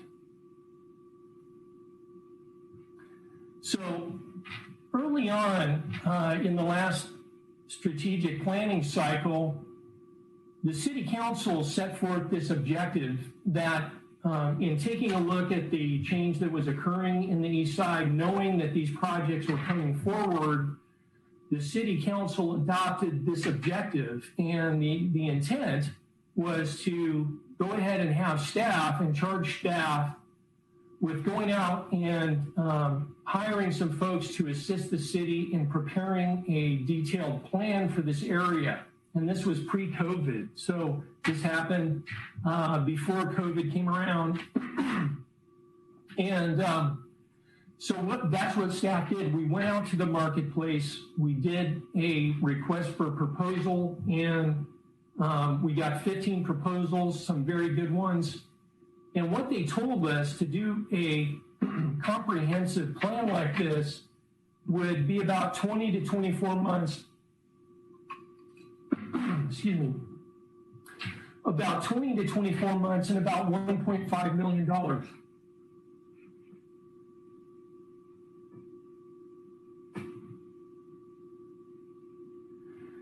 So then this went back through the budget process, and the City Council revisited this in the last budget. And what we knew is that there would be a tremendous amount of staff resources that would be required to do one of these major planning efforts, particularly that were moving forward with the general plan at the same time. And once COVID hit, the city started to reevaluate going and doing such an intensive planning process. And however, at the last budget, through the budget hearings, the City Council restated their interest in doing some kind of a plan for the East Side. As a result, the City Council Economic Development Advisory Committee, made up of Vice Chair Laura Palmer Lohan and Council Member Sarah McDowell, went back and took a look at this again and kind of took a fresh look at it and spent a considerable amount of time, extensive discussions, in looking at some options and taking a look at potential directions for this planning effort. So what you see here is there's actually 3 paths that I'll be discussing this evening, and these are the 3 paths that the Economic Development Advisory Committee took a look at. And the first path is we'll call it the Community Benefit Plan process. And essentially, this uses what we have on the books, the tools and the products that the city has developed over many years to review development and make sure that it fits into the community. And number 2, or path 2, was a newer approach. So path 3, which you can't see on the screen yet, maybe it's on the next slide. Let's take a look. Yes. So path 3 is where the city council was pre-COVID and during the budget discussions. This is a specific plan. It's an innovation district specific plan. This is the one that would take 20 to 24 months and $1.5 million, and the one that the city went to the marketplace to look for some qualified assistance. So these are the 3 paths that the Economic Development Subcommittee considered in their discussions, in their extensive discussions. So we'll be walking through really quickly these 3 paths and the differences between them. The Innovation District Vision Plan is sort of a hybrid approach. Number 2, path 2, is a hybrid approach, and it's less time. Maybe it would cost between $250,000 to $500,000. And we'll talk about the details of this plan, but it's a hybrid between where we are today with the current tools that we have and a visualization effort that would allow the city to get some guidance and provide guidance and take a look at the area in a fresh new way. So what are some of the existing tools that the city has on the books? And the city of San Carlos is very fortunate. Over the years, we've put a significant amount of resources into planning efforts. And for instance, our general plan, which is the master plan for the community, was adopted in 2009. So, and it's a 20-year document. So it's it's right in the middle. It's still an effective document that guides development within our community. The zoning ordinance was adopted in 2011, so just a couple of years later. And this has things like heights and setbacks, things like that. Recently, we adopted a bicycle and pedestrian master plan. We have an East Side Connect project for new streets, undergrounding of utilities, landscaping. So you can see that we have a lot of these tools on the books. Normally, what we would do in the review of new development is we would use these tools to evaluate these projects. And that's the way we've done it for a number of years now. For instance, with the Alexandria project that's under construction, we used the tools that we had in place and negotiated community benefits as part of that project. So let's talk a little bit about the difference between the plan that we have, which is the general plan, and this idea of path 3, which is the more intensive specific plan. The general plan is it's a broad planning document, and it guides future development. It has goals and policies and actions to help make sure that development fits into the community. And every city in the state of California is required to have one of these. But what it doesn't have is really specific details on, hey, in this particular block, you need to underground the utilities if a whole bunch of new development occurs, or it doesn't have heights and things like that. That's contained in other documents. Now, a specific plan is another planning effort, and it's perhaps the most significant planning effort that any city would do next to the general plan. So the general plan, you do one every 20 years. Specific plans are typically done at times in a downturn in the economy, when you have time to reflect, when you look at your city and you want to have change occur in some area. And so a specific plan is perhaps the second most significant planning effort that a city can take. So general plan versus specific plan. Again, we're talking about path 3, a specific plan, and that would be that innovation district specific plan is a tool for the implementation of all those policies. Now, the difference is with the specific plan is state law says that if you're going to do this, that you have to do certain things. You have to do land use regulations. You have to look at your public works projects that serve the area. You have to have financing measures. You have to implement these measures. And then you'd have a bunch of detailed development standards, detailed design improvements, lighting standards, and more. So it's a very specific and comprehensive document for a particular area. And that's why it costs so much and takes so long to do one of these things. So the difference in the middle approach or the hybrid approach that the Economic Development Subcommittee took a look at is this idea of an innovation district vision plan. And what this would include is a vision for the area, taking all the documents that we have on the books and consolidating them into one place, looking at mobility and circulation of this area and putting it into one place, into one master document, doing community engagement, and looking at community benefit priorities. And you can see a number of different things there. There would be community meetings, study sessions with the Planning Commission and City Council, and it's quicker, it's more tactical, and it would cost less than Path 3.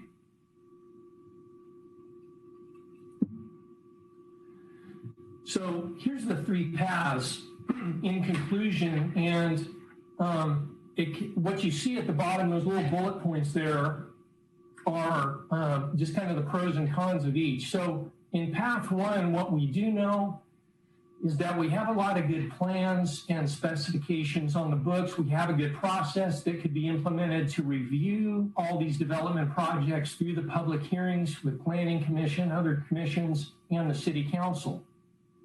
Under this hybrid approach that the Economic Development Subcommittee took a look at, and where they felt that they had consensus on moving forward with, is this idea of an innovation district vision plan. It would be less of a pause, it would be less expensive, but it would provide clear direction to this area for the future and for these development projects that we have in the queue. Now, it doesn't give you as much detail or certainty as Path 3, but it would consolidate. We'd be able to visualize the area and illustrate some of the issues and some of the physical characteristics and circulation and mobility that people are concerned about. And then finally, the plan that was initially being considered, this innovation district specific plan, it does provide that comprehensive direction and market certainty at the very end, because developers know that, okay, the city has gone through this very extensive process and now we know what to expect, and it speeds up the entitlement process at the end. But at the front end, it takes a lot longer and it's much more expensive. And in this case, you know, a city could risk missing a market cycle, and we don't know after a couple of years whether the plan would match this next cycle. And so that concludes the presentation. I'm available to answer questions along with additional staff. Thank you, Al. Before we take council questions, I understand we have a caller. Yes, then go ahead and admit them in.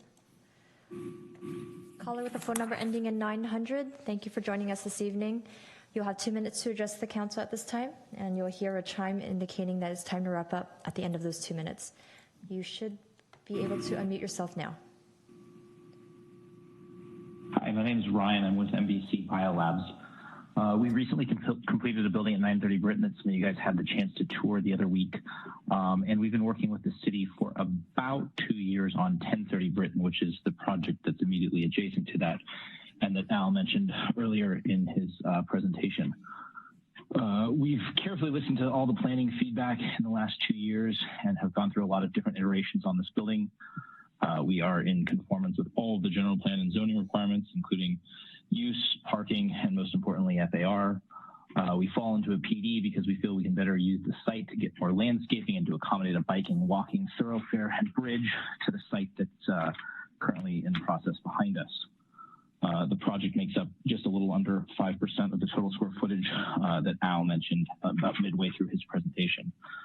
Given that we are about 2 years into this process and are only weeks away from having a public hearing set, it's hard to imagine having to put this project on hold and wait for a new set of rules to get written when we are not only so close to being complete, but also follow so closely the general plan and zoning that, as Al mentioned, both have been modernized in the near term.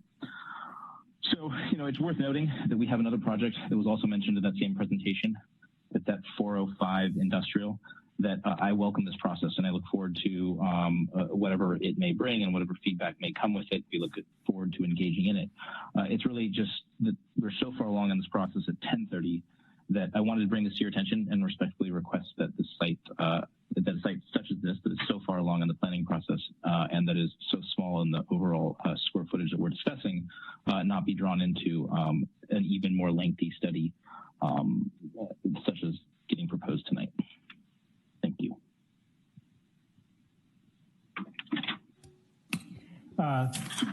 Thank you, Ryan. Crystal, are there any other callers? No, no other callers. Okay, let's move on to council questions, starting with Mark. Thank you, Mr. Mayor. Thank you, Al. I had a handful of questions.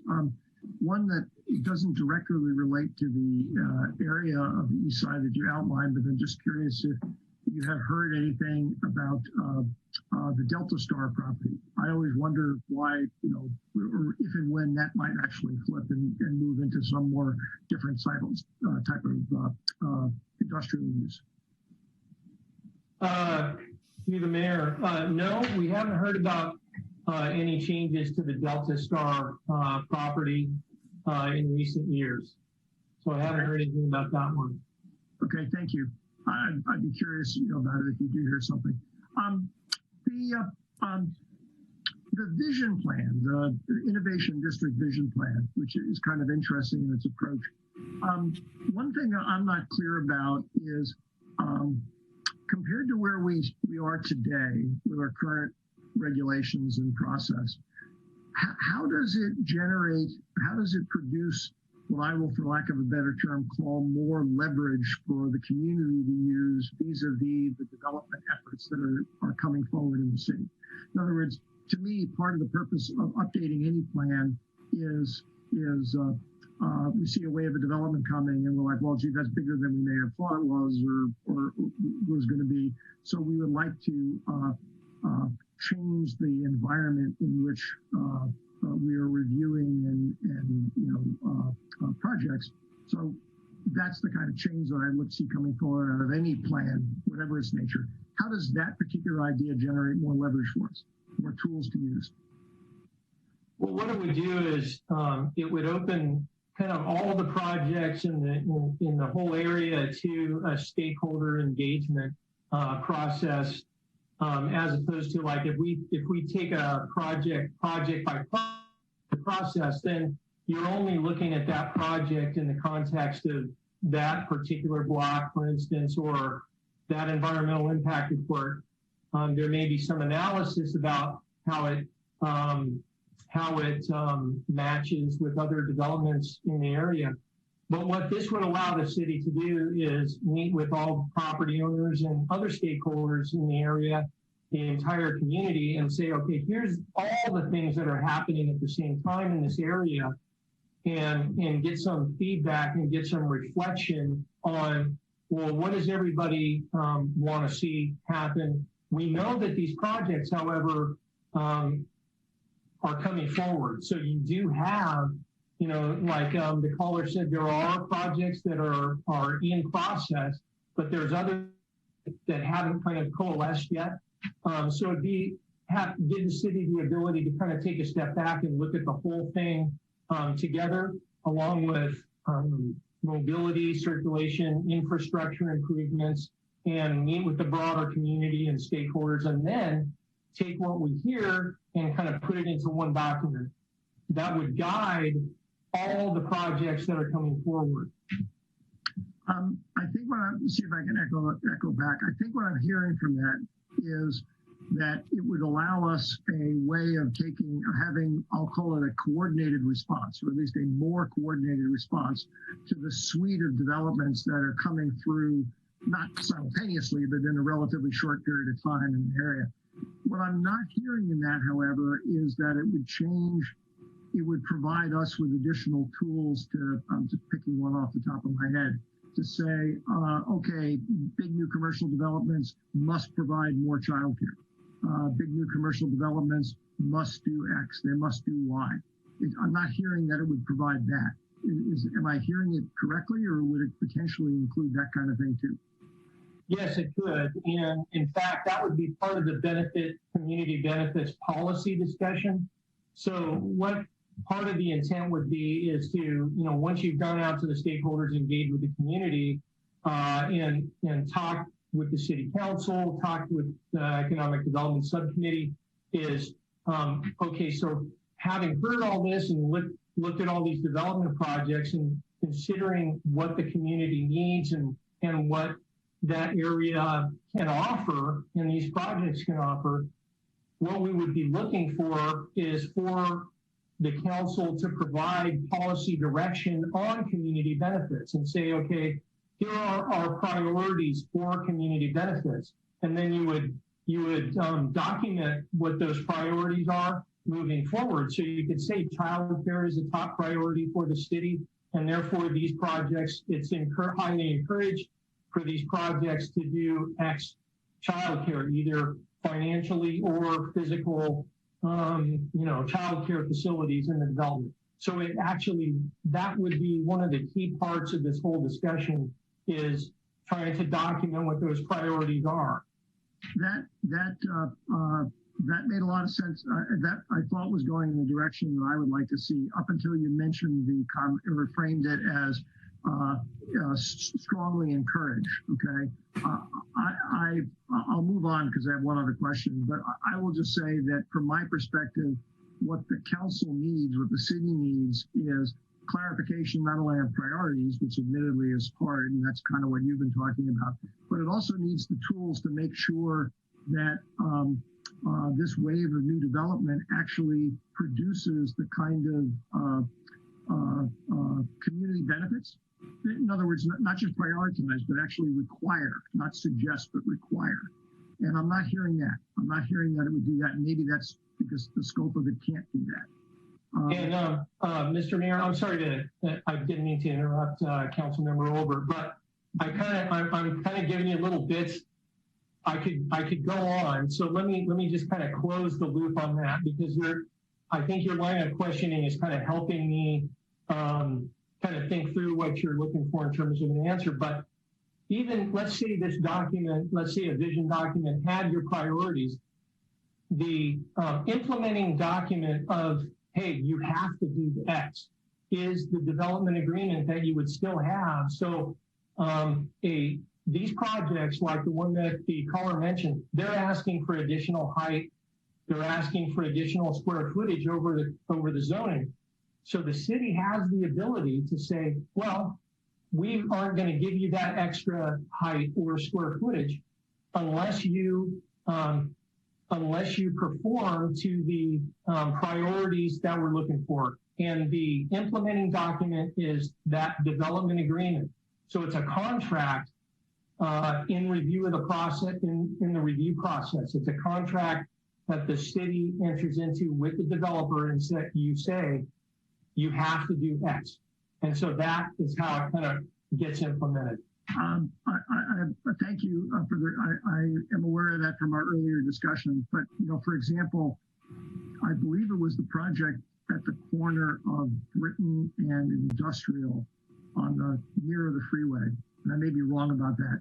That the people who came forward, they basically said, we are deliberately, for a bunch of reasons, staying within the zoning allowances. So we are not asking for anything extra. And a critical contingency in what you just described, Al, you're absolutely right. It works that way, but only if people are asking for a variance. If they're not asking for a variance, then it's kind of like we can have all of our list of priorities that we want. It doesn't mean anything. Okay. So that's my concern. That's why I was saying, what does it do in terms of giving us more leverage? Let me ask the last question, because I don't want to occupy the microphone here too much. Given all of the projects that are moving forward, Alexandria, the MDC projects and whatnot, how does this play out with the timeline of those developments? Does it do a stop to music for some period of time? Is it potentially a stop to music if the council wants to stop the music, or could we sort of allow other things to go forward while we do this work and then at the end adopt new rules? How does that work? Well, you know, even though, you know, there has been considerable time and effort put into a couple of the projects out there, and they're further along than some of the other projects. However, because these development projects are asking for discretion from the city, they're asking for special discretion from the city doesn't have to approve these projects until such time as it gets far enough along in the process with a vision plan or another plan to advise these projects on what it wants to see for community benefits. So we can work with them on technical studies and kind of prepare these development projects for final consideration or negotiation, but the city is under no obligation to approve the projects. And that's actually a good example of your earlier point, which is if they're asking for an exemption or a variance, then we're under no obligation to grant it until such time as we decide that we're willing to grant it. Okay, thank you, Mr. Mayor. Thank you, Mark. Adam? Thank you, Mayor Collins. So I had a couple of questions, but I also wanted to get the feedback from the subcommittee. I don't know if I'm happy to ask my questions first and then do the subcommittee hear from them or whatever, if they want to chime in, want to be efficient. So why don't I ask my couple questions, and then I would like to just get their feedback on kind of how they came to the number 2 spot and where that recommendation come from. So I have 2 quick questions, and then I will turn it over to them. So Al, I appreciate you putting all this together, and you know, we've had a chance to talk about this, and you know, I had come from a standpoint of needing to do that, maybe looking at that number 3, that larger program that we talked about, but I'm certainly intrigued with this visioning process and how that might speed up the overall process, but still give us maybe a good portion of what or most of what we were hoping for.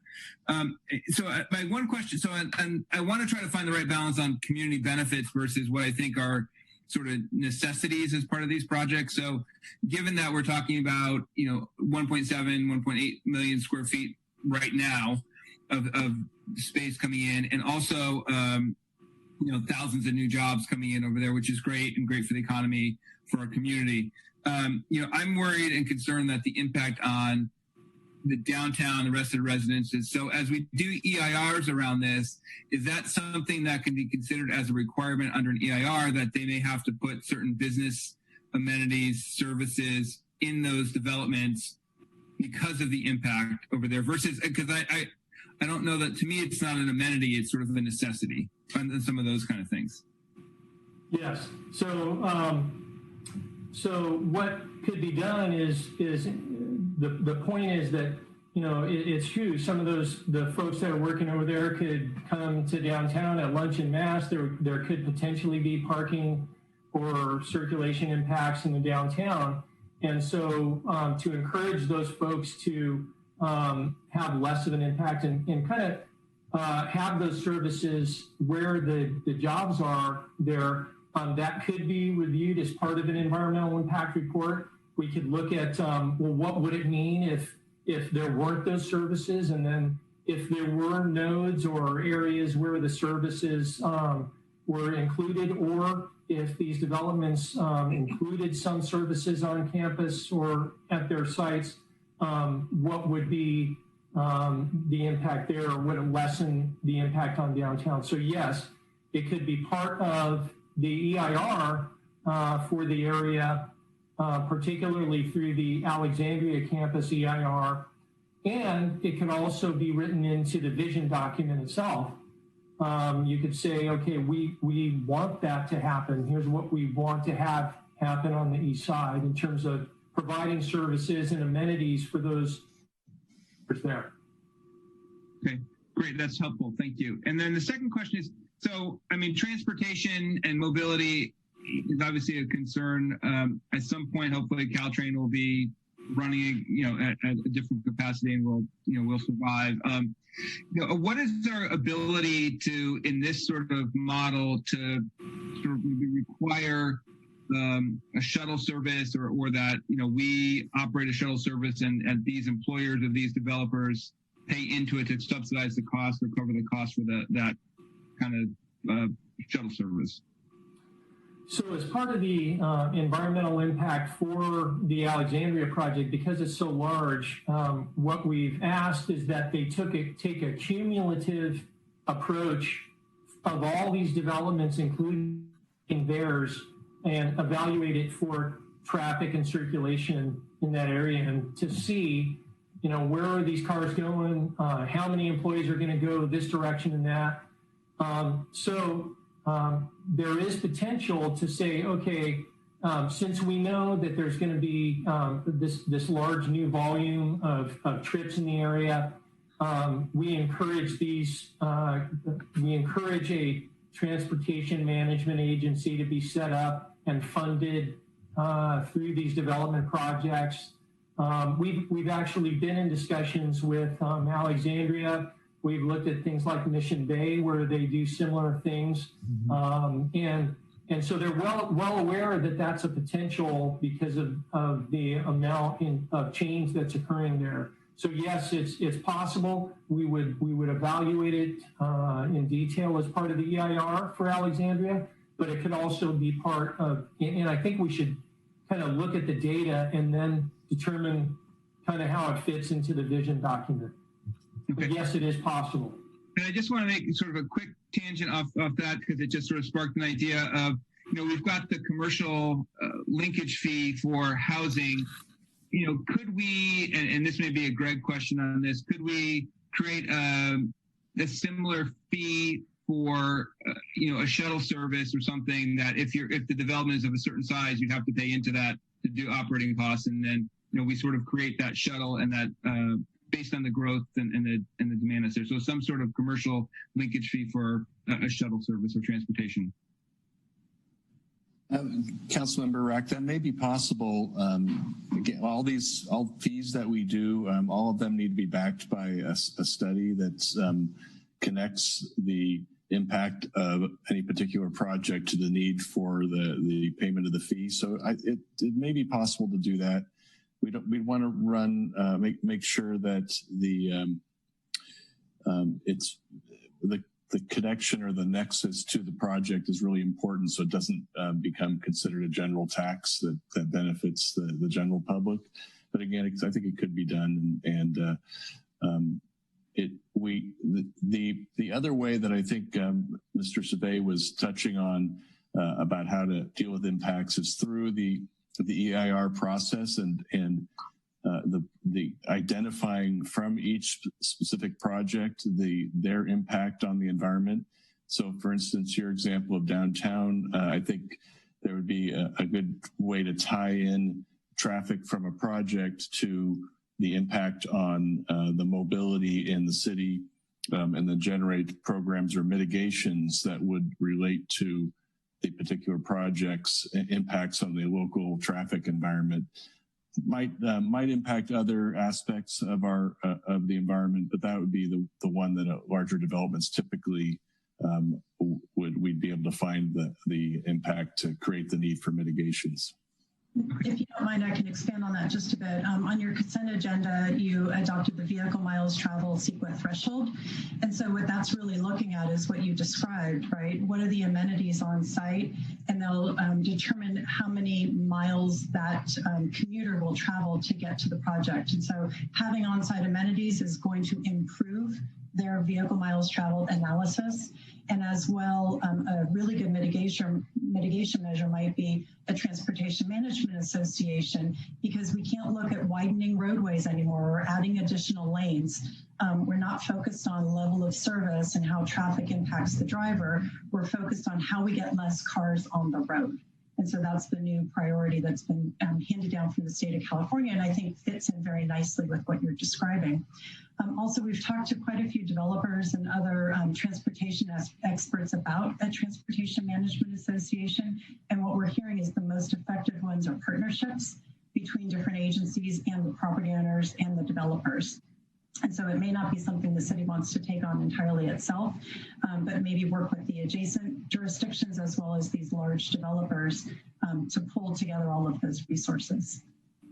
Great. Thank you, Lisa and Greg. And now I appreciate, thank you for the presentation and answering the questions. And I'm glad to hear there's sort of a multitude of ideas and options for us around this. And so that gives me a lot of comfort and it's really helpful. So I will yield back my time and I'd be curious to hear from the subcommittee.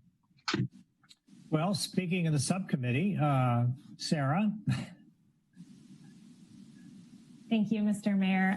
Adam, if you don't mind, I had a couple questions too that I just wanted to ask Al, and then I'm happy to jump into discussion with the Vice Mayor.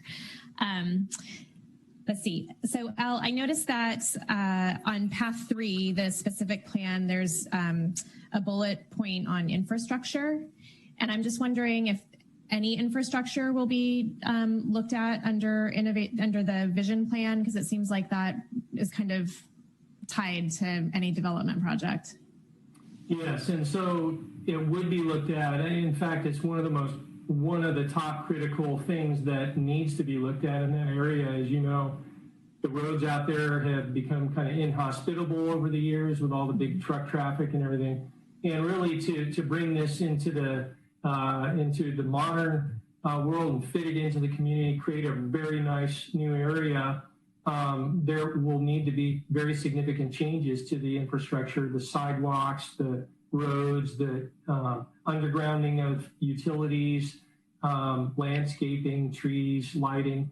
So all those things would be looked at, and we could take a look at, for instance, a project called the Eastside Connect project, which is a project that the city did in front of the Caltrain station in front of the greater East San Carlos neighborhood on Old County Road, where it's a good template for the undergrounding of the utilities. If you just kind of look at, remember what was there before, and look at, if you drive out there now in front of the Caltrain station and Loyola Park on Old County Road, you'll see that it's a lot better for people walking down the street, and the appearance is better. So we have some good templates for our community, and yes, we will be looking at that, and you could tie it back into the sewer master plan that we already have, and the bike and pedestrian mobility plan has some recommendations in it, and some, here's how the road should look, and here's the section of the road. So those things can all be blended into this vision plan. Yeah, and I can add, in addition to that, with the EIR process and the cumulative analysis, it's going to look at all the public services. So it'll look at, is there adequate police service to service this area, fire service? It even looks at, is there adequate, waste delivery systems and enough room at Ox Mountain landfill? Reaches out to PG&E to make sure there's adequate gas and electricity to support this type of development. So that would be included in the full EIR cumulative analysis as well. Perfect. Thank you. That was what I was getting at too. So thank you.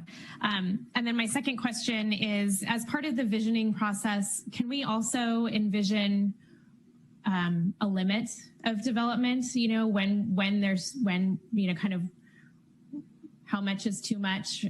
How can we be involved in that process? Is that part of the vision plan as well? Well, that's sort of a larger question, and currently, the general plan sets a limit, so it already, and basically for the vision plan to do that, it would be a whole different kind of ball game. I think you'd be going into the specific plan, so you'd be going into path number 3. But going back, we do have a limit in the general plan, and basically with everything netted out and all these projects coming forward, it would allow for about 900,000 square feet more in this area, in this entire boundary area, which is, a fairly conservative and reasonable amount that's left over after all these projects. Just the ones we have on the book are done. So if you want to relook at that number, then you're opening up into the specific plan where you have to get into more detail and things like that. Now, one of the other things that you could look into in the vision part of it is if it's really a matter of how big the buildings are, how they look when you walk down the street, how they appear from downtown or the residential areas, this is something that can be visualized as part of the vision study. You could do some illustrations at different parts of the community and say, hey, we don't want the buildings to be too tall in this location because it's more highly visible. So you can make, where it really makes a difference in terms of the visual impacts of this development and how to fit it into our community, you can make changes and you can make recommendations as part of the visualization plan. Okay, that's perfect. And then I'll briefly give my comments and I'll turn it over to the Vice Mayor for her insight. But Adam, you asked for the subcommittee's input, and I think what I like about Path 2 is that it checks a lot of the important boxes for me. It's not a 2-year process. It will include a robust community outreach process, and I'll reiterate that I think it's just really important to bring the community along with us as we tackle planning for change in the East Side. And I like that we're looking at this area holistically. And, I personally don't think that we can expect a great turnout from the public at 8 different hearings for 8 different projects. So to have all of this together in one vision, I think is going to be really helpful. I think it's a realistic path to take. And I think that it will just ensure that we're driving this process of development and ensuring that the community is involved in deciding how San Carlos will look 20 years from now. And I think that at the end of the day, we can say we worked hard to achieve some real benefits for the community and that they were decided in an open and transparent process. So those are my thoughts. Thank you. All right. Thanks, Sarah. Laura. Great, thank you. So really great questions from everybody and discussion. I really appreciate it. And I think it just underscores, the importance of this work that we have to do, and the thoughtful approach that everyone is taking tonight. So thank you for that. From my perspective, I echo what Sarah says about the importance of community engagement in this process. And I think this approach will enable that. In addition, it also acknowledges, the reality that the development is on the way, right? So that we're setting the appropriate expectations with the community. Whereas if we went with Path 3, the concern there is that, on 2 fronts. One is it might set up false expectations that we could, slow down or stop this development as these projects are part of the general plan and they fit within that for the most part. The other piece to it is I did reach out to other communities that did a site-specific plan. And what I learned from that perspective is that they did it because they needed to stimulate the economic development. So in this case, we don't have that challenge. What challenge we do have is how all of these projects interplay with one another. And so the opportunity to make sure that we understand that. And in addition, your point earlier, I think Mark and Adam and Sarah, everybody brought it up, and I'm sure it's on your mind too, Ron, is this idea of making sure that we mitigate the negative impacts of these projects and ensure community benefit. And that opportunity, from what I understand, is completely intact with Path 2, and provides an opportunity to visualize, what the solutions are going to look like, which we all know that, pictures are worth 1,000 words, and words are often open to misinterpretation. So from my perspective, it will incorporate many of the tools that we already have at our disposal and really bring those to life in this planning exercise. And I have more thoughts, but I'll pause there. Thank you. Okay. Thanks, Laura. Mark? You're muted. Not anymore. So, sorry about that. Thank you, Mr. Mayor. Just a comment and a brief question. Al, is there some limitation on the scope of how we define the area subject to the Innovation District Vision Plan? In other words, I asked you before about Delta Star. Could we extend it all the way up to include all of the industrial areas along Industrial Way, whether or not we have knowledge of pending development in those areas? Well, that would be, I I think to study that area, you could do that. You may want to look at a phased approach because there's so much occurring at this one time. It's on the books. We know it's coming in this particular area, and it's catalytic and transformative. That's kind of the area. Now, to extend it across Holly Street and go to this area where kind of nothing is occurring at this time really would stretch this process and make it very challenging, I believe, to add in the resources to kind of stretch over to that side would be very challenging. But I think that the city may need to look at that as probably a good idea to take a phased approach and say this is phase one, and then phase two, once you're complete with this, because you have this, you have the pressure that's building in this one area, you get that done as fast as you can, and then you go look at phase two if you wanted to do that. Let me dig into that a little bit. I'm not understanding why. I certainly understand that scaling a project makes it more expensive and or longer. I mean, you may be able to mitigate the extra length by putting more money into it. But what I don't understand is why it would be sort of fundamentally much more complex to do. I'd almost argue that the lack of current development plans might make it easier because it would be a more conceptual thing at that point in most people's minds. Yeah, and because it's conceptual, perhaps, and there's kind of little activity, that's why maybe you want to take a separate look and not look at it in the context of this area where there's all the activity, it's moving forward at a much faster pace. Yeah. So it's just a suggestion. If I was recommending it to somebody, I would say, hey, look at it in phase. It's going to be very, very challenging to get this done anyway, and to add more land area and complexity to it's going to be a challenge. And more stakeholders too, because we're talking to, so it's just kind of the scope of it is starting to get pretty big at this point. I would be concerned, about the resources and timing and difficulty of doing that. But I could see doing it, but just as a phased approach. It's just well, I'll tell you what, I'll leave it as my view would be, since I presume that we're probably, maybe I'm wrong, I had assumed that we're not going to be studying every one of these properties simultaneously, that there is sort of phasing that's going on anyway. I certainly would have no problem making the area north of Holly Street kind of the last phase, okay? Personally, I would rather have it included in it because I'll remind people of one of my favorite Jeff Maltby statements from a couple of years ago to the prior council. He said, folks, we've been discovered and you can't be undiscovered. So, the fact that we have lots of development coming into one part of town, as soon as it gets sufficiently of interest, we already are of interest, that's going to bring money in and interest in other parts of town, and things can flip very quickly. Because as you've told us multiple times, Al, in the last few months, even COVID-19 doesn't seem to have slowed down the appetite for moving forward with development projects, which I have to admit surprises me.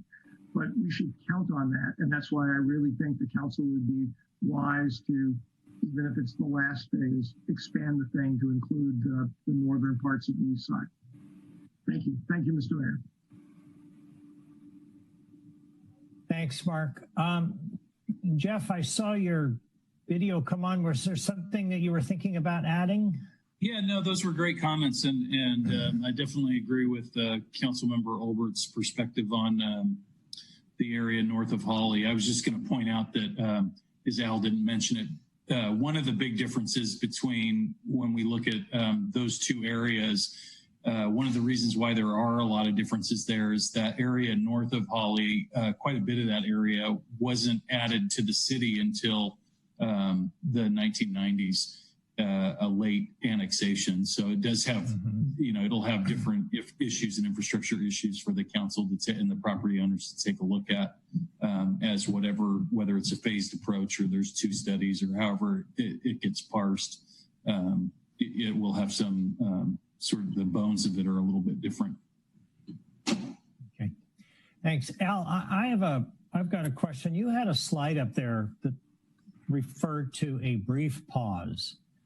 And in the staff report, it's the last bullet point on path 2, it says current projects encouraged to be on hold until the process is complete. What do you mean by a brief pause? And how do we encourage businesses to put their projects on hold? How does that process work? Well, a brief pause, what I meant by that is 9 months in the, in a market cycle, when you're paying property taxes and you're paying loans, for a developer or property owner, it's tremendous pressure, and we understand that. On the other hand, 9 months compared to 24 months is a brief pause in a planning world, in the scope of city planning. And I think they understand that. And so that's what I meant by a brief pause in comparison to PAP 3, which would be a very significant pause. You could miss a market cycle. In 9 months, you're much less likely to miss a cycle. So that's what I was referring to. And with regard to the encouragement part of it, as I noted earlier in my comments, I think that, the city, we are working with these developers. We're making a good faith effort to review the projects and do all the technical reports. But, until the city does some kind of, gets far enough along in the vision plan where you feel comfortable, these projects all need to be reviewed by the Planning Commission and the City Council at the very least. And so the comfort level of the council or even the Planning Commission recommending approval of these projects without having done the study that you desire to do as policymakers would be very difficult, and you don't have to. The development community, as you heard tonight, hey, they've made the investment. There's some frustration there. But again, the city has discretion over these projects. And so that's what I meant by that. Who's affected by this? Is it one project? Is it 10? And let's say we approve this path 2 and this gets implemented within the next, 30 days, 60 days. How many projects actually get affected? Out of the projects, I think there's 2 projects that would be most significantly affected. One would be 1031 Britton, which is the MDC Biolabs project that was referred to by the developer on the phone earlier. They are a year or so into the process. They've been working diligently on it, and they are very close to being capable of going to the Planning Commission with it. And then the other is 888 Branston, which is right next to the Alexandria project, which is under construction, and that's a Black Mountain project. That's about 200,000 square feet. So of the projects, of the 1.8 million square feet, about 300,000 square feet and 2 projects, I think would be, would slow those 2 projects down. It would slow those 2 projects down. Those 2 out of the 8 or 10 or whatever projects that we saw this evening. So, okay. When that happens, are these developers, what are they likely to do? Are they just going to sit? Are they going to consider some alternative action? Are they going to think about selling? Or is 9 months not necessarily a deal killer for them? That's what I'm trying to get to here.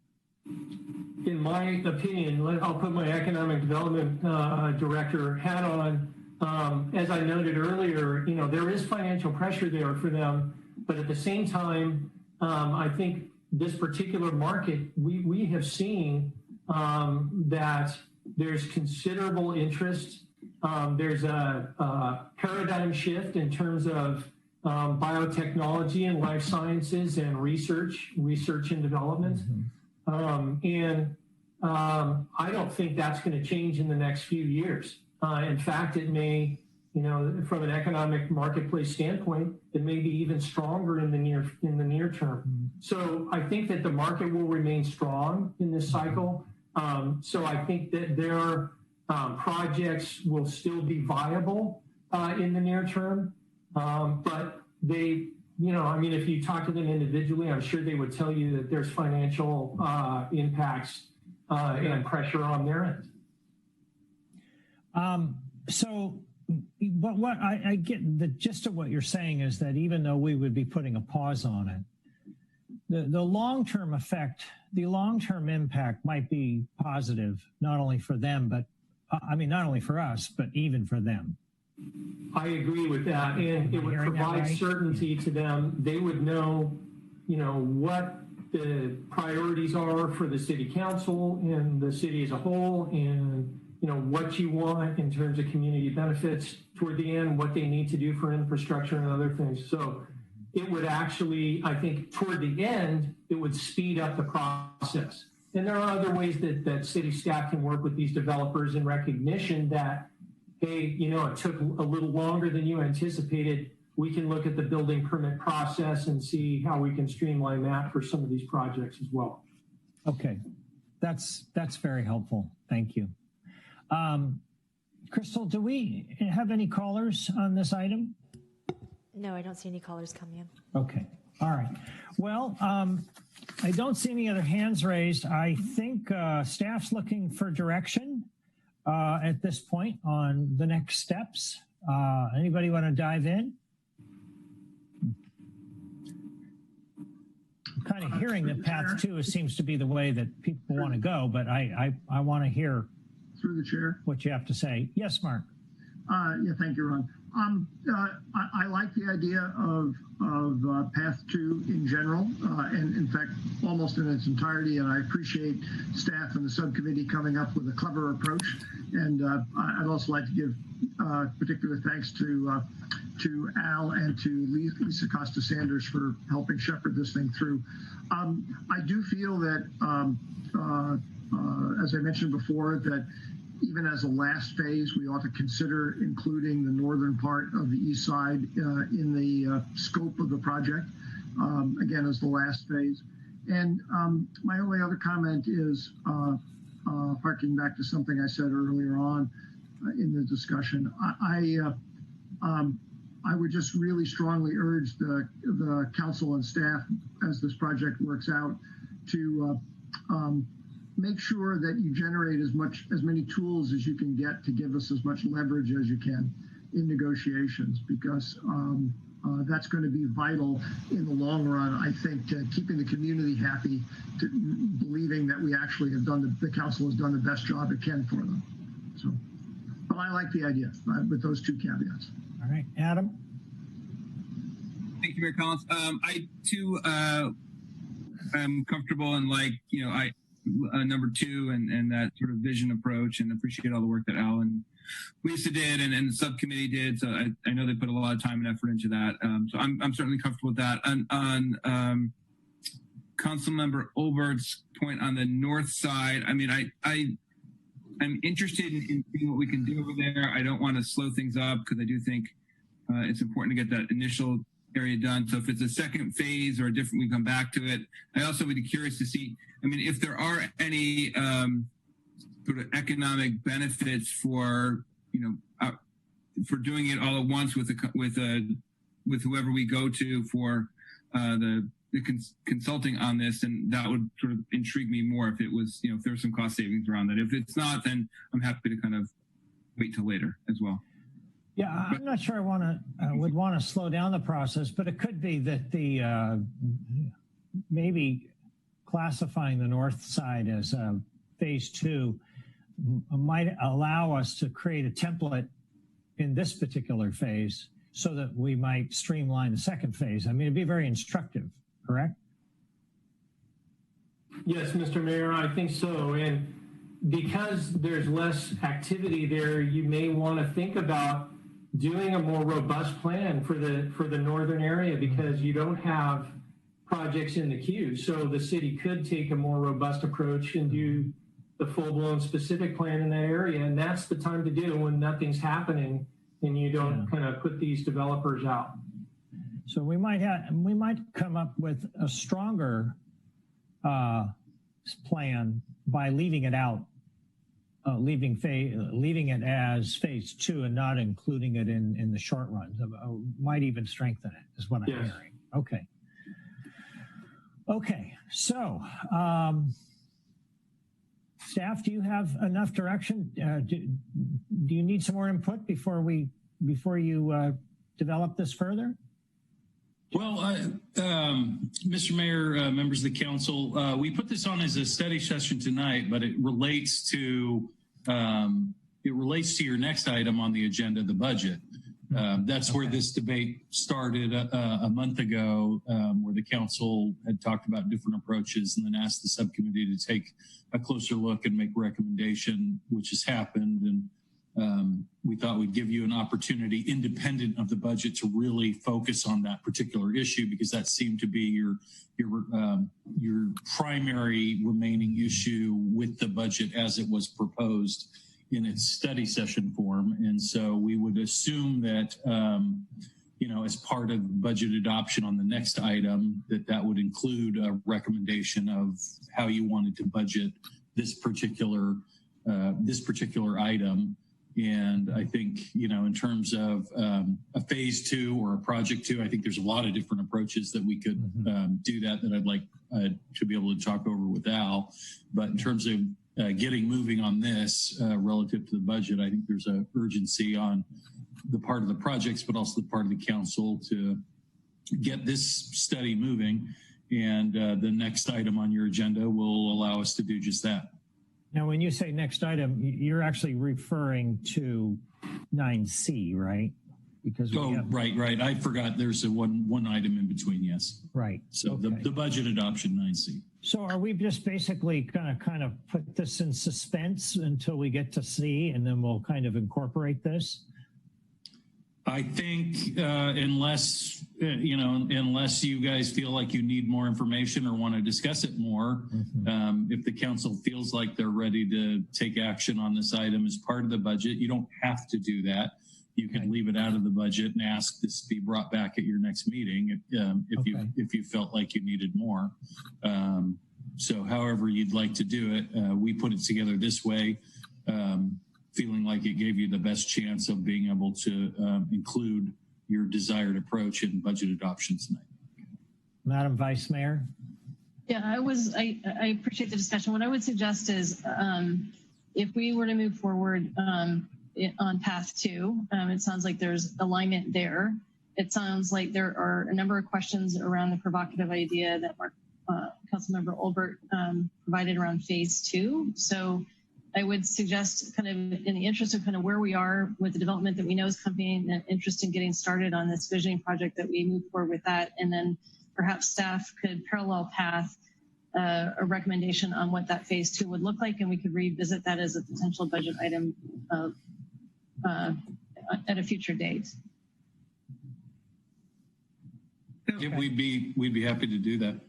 Can I just add, Laura, I appreciate that. And I want to just add, it's possible then we could also add some additional budget, in this budget cycle, if we sort of get through things and there's time to kind of start phase 2 and just have maybe an extra, maybe we allot $750,000, and maybe it's not all used, maybe it is used, but it gives staff the opportunity to tackle the north side if we get through the sort of main part first.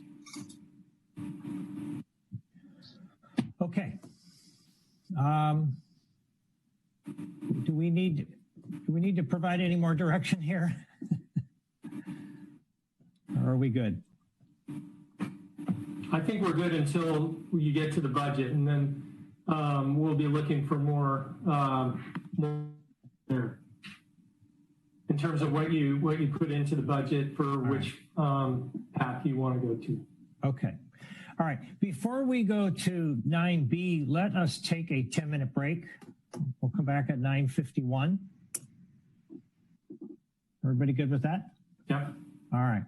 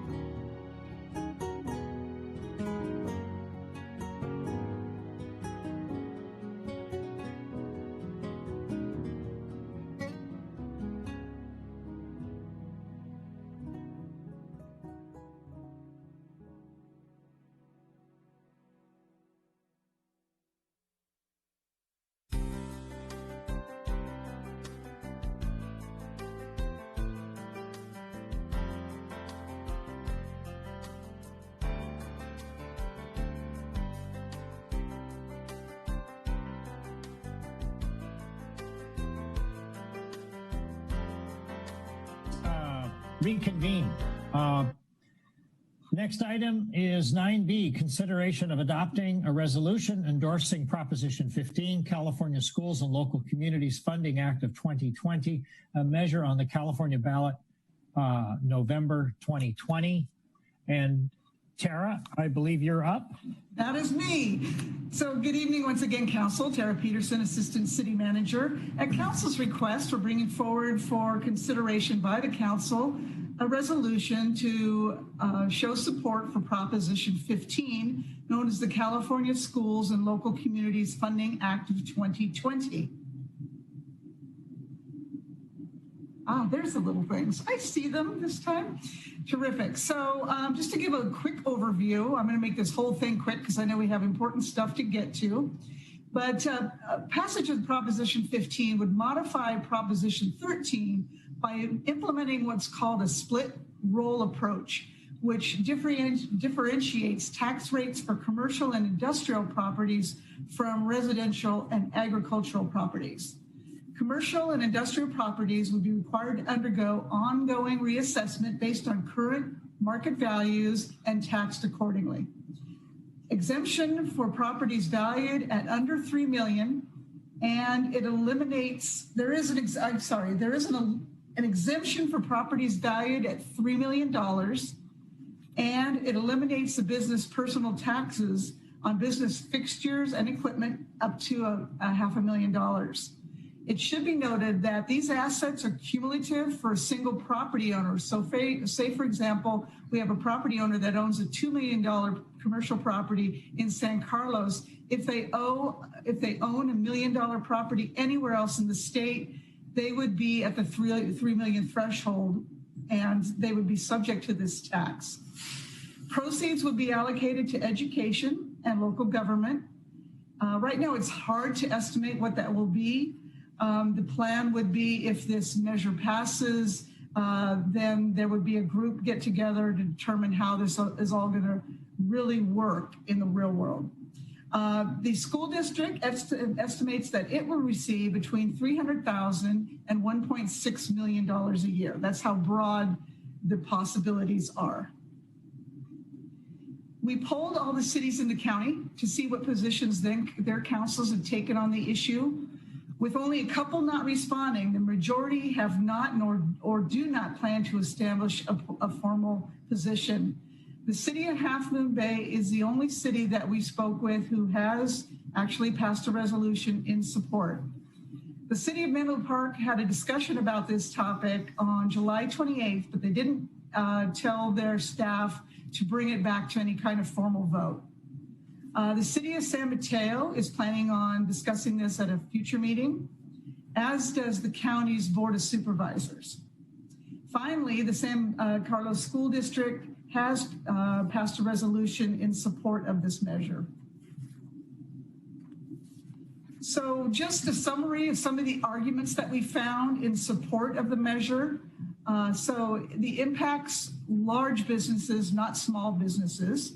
So the argument is that Proposition 13 provided a massive break to some of the state's larger businesses. If this measure passes, a small fraction of those would pay the vast majority of the higher taxes. Number two, it generates funding for the public sector. So proceeds will go to cities, counties, and school districts, all who are in desperate need of funding. The third is it helps schools without impacting residents and small businesses. So Prop 15 is an opportunity to effect positive change by restoring more than $11 billion a year to our schools and vital community services without raising taxes on homeowners, renters, and small businesses, et cetera. Number four is it realigns fair taxation. So some really feel that Proposition 13 created an unfair taxation system. And by passing Prop 15, it'll fix the unfairness by splitting the tax rolls, protecting homeowners while making businesses pay more of their fair share. Number five is it provides tax cut for small businesses. So 80% of all jobs come from small businesses in the state. For these firms, Prop 15 provides much needed relief. It includes a $1 billion tax cut on business personal property taxes, which would primarily help small businesses. It would completely exempt small firms from whose property is worth $3 million or less, which account for at least 90% of commercial properties in the entire state. Now, arguments in opposition include bad timing. It would be senseless to pass one of these biggest tax increases in California history in the middle of a recession. Number two, exemptions are not protected. While small businesses are technically exempt, large landlords could end up passing costs to some of their tenants and customers. Number three, it may cause businesses to leave California. Prop 13 provided some stable property taxation, an incentive to larger companies to stay in California. And by passing this measure, it could result in increased costs and possible moves by businesses out of state. And the last two arguments in opposition, number four, there are alternate methods for tax realignment. So it's Prop 15 is looked as a far-reaching reform presented at the wrong time. The legislator could look for ways to close some of the loopholes, such as the corporate loophole, rather than asking voters to approve a massive change to a popular property tax law during the chaos of a pandemic. And number five, it opens Prop 13 to further challenges. So Prop 15 does not raise residential property taxes, but if voters signal that Prop 13 is no longer sacrosanct, it may not be too long before tax hike supporters come after these protections as well. The options tonight for the council to consider is to adopt a resolution supporting Proposition 15 on the November 3rd, 2020 ballot, or do not adopt a resolution supporting Proposition 15, or provide staff with alternate direction. And with that, that's my presentation. Thank you, Tara. I understand we have two callers. So, Crystal, you want to bring them in? Yes, let's bring. Good evening, caller with a phone number ending in 995. Thank you for joining us this evening. You have 2 minutes to address the council, and at the end of the 2 minutes, you'll hear a chime indicating that it's time to wrap up. You should be able to unmute yourself now. There you go. Hi, thank you. Good evening, esteemed San Carlos City Council members. My name is Ray Mueller, and I'm a Menlo Park City Council member. I've appreciated watching your meeting tonight and the care with which you've all approached the items on your agenda. I'm speaking this evening to respond to a characterization in your staff report at page 158 that the Menlo Park City Council researched the proposal Prop 15, but the City Council decided to take no action on the issue of whether or not to endorse it. I just wanted to provide clarity to what the Menlo Park City Council considered in late July. At that time, actually, no research had been conducted by the city, and our council was asked to consider an item placed on our consent calendar whether to instruct our staff to research and analyze Proposition 15's city-specific effects in Menlo Park, as suggested by our Housing Commission. The staff recommendation on the consent calendar item was, due to capacity limitations caused by COVID-19, not to conduct the city-specific research and analysis as a third-party consultant would be required, and we've had significant budgeting issues. The City Council approved that staff recommendation on our consent calendar. Now, that evening, we were not asked to consider whether or not the city would be making an endorsement on Proposition 15. And again, it's important to note the item was on our consent calendar in late July. The Menlo Park City Council may well be considering endorsing Proposition 15 in the next few weeks. I'm hopeful that sharing this information with your council will be beneficial both to you and community stakeholders who may have taken note of the information in your staff report. Thank you for the opportunity to speak to you all this evening. Thank you, Ray. Crystal, we have another speaker. Yes. There it goes. Good evening, caller with a phone number ending in 164. Thank you for joining us this evening. You have 2 minutes to address the council, and you'll hear a chime at the end of the 2 minutes indicating that it's time to wrap up. You should be able to unmute yourself now by pressing *6. There you go. Thank you, Ray. First of all, we have another speaker.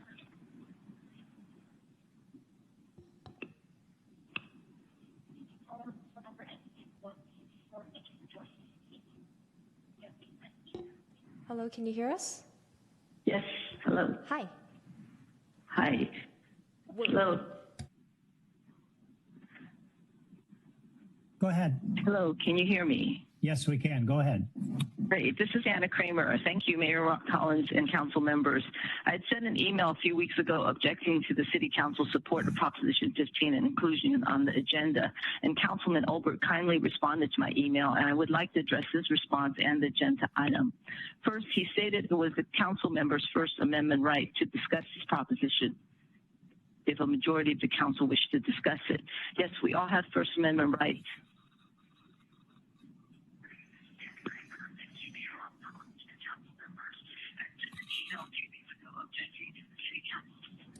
Hi, Anna. You'll probably want to lower the volume of the meeting behind you. Oh. Yeah, there's a little bit of a delay there. So Yeah, we're we can having hear a little you. difficulty hearing you. Can you hear me? Yes, we can hear you. I don't even know where I am. Where did I end up? Well, you were talking about the discussion of First Amendment rights Okay. to hold a discussion.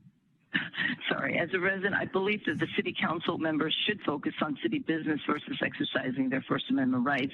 And secondly, I asserted the proposition was mislabeled and the labeling was challenged in court. Councilman Olbert pointed out the challenge was overruled. However, if the proposition was clearly labeled, the challenge of the Attorney General would not have been necessary. Thirdly, the proposition is flawed in that it pits schools against businesses, which Councilman Olbert agreed with. However, the point is we should not divide businesses from schools. Businesses provide necessary tax revenues that help provide services, and businesses often donate to schools. Pitting one group against another is divisive and does not enhance cooperation to make all groups better. Finally, this proposition will hurt businesses. Even with exemption of $3 million, most peninsula downtown property values exceed this limit. That means increased property taxes, which will likely be passed down to retail businesses, which will make it harder for most to survive, especially after COVID. The less businesses to tax, the more decrease in tax revenues and potential job loss as well. Why are we killing the goose that lays the golden egg? In summary, I urge the City Council to consider the revenue consequences of taxing commercial businesses, which was not estimated in the staff report.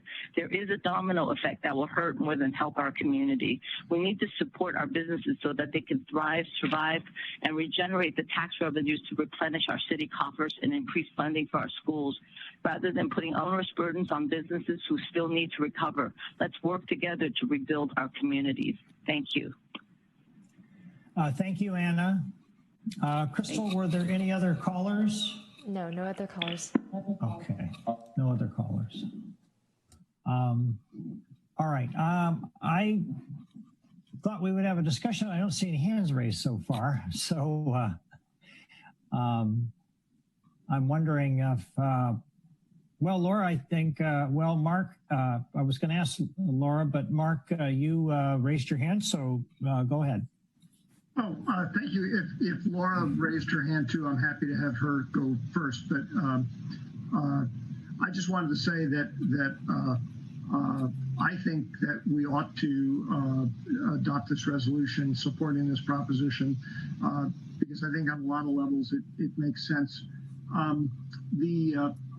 One additional piece of information that I wanted to share with my colleagues, some years ago, I was motivated to go do an analysis of all of the property taxes in San Carlos by land use, residential, multifamily residential, industrial, retail, etc. And I learned something very interesting, which was that the property taxes per square foot of lot size, basically, for business properties, loosely defined, was significantly lower, like a factor of 10 lower than what you see in, I think it was multifamily housing was the one that had the highest property taxes per square foot. Now, some of that's a structural thing, but it turns out when I dug into it, a big part of it also was that there are legitimate mechanisms under the tax law, particularly with the way Prop 13 works, where business property never gets reassessed or extremely rarely gets reassessed because it doesn't change hands. What changes hands is ownership of it, which is something different. So to me, I view the split roll approach here as something that will sort of level the playing field a little bit. I understand that has some potential downsides. Anybody who's interested in the totality of the email exchange I had with Anna, contact me. I'll be happy to send it to you. There were a few important things that she didn't mention, probably for lack of time. But anyway, bottom line, I think this is something that we ought to vote favorably on and show our support of. Okay, thank you, Mark. Laura? Thank you, Mayor Collins, and thank you, Albert, for your comments. I appreciate that. I am in favor of this proposition as it is a step in the right direction to address the broken funding models for our schools. And, there may be some financial benefits to our city, which is described as not a tax revenue rich municipality in the upcoming budget report. That being said, I do acknowledge staff report that the financial benefit or potential cost to the city is unclear at this time. What I do appreciate is that council members Rack and McDowell the understanding of how many businesses might fall into the category,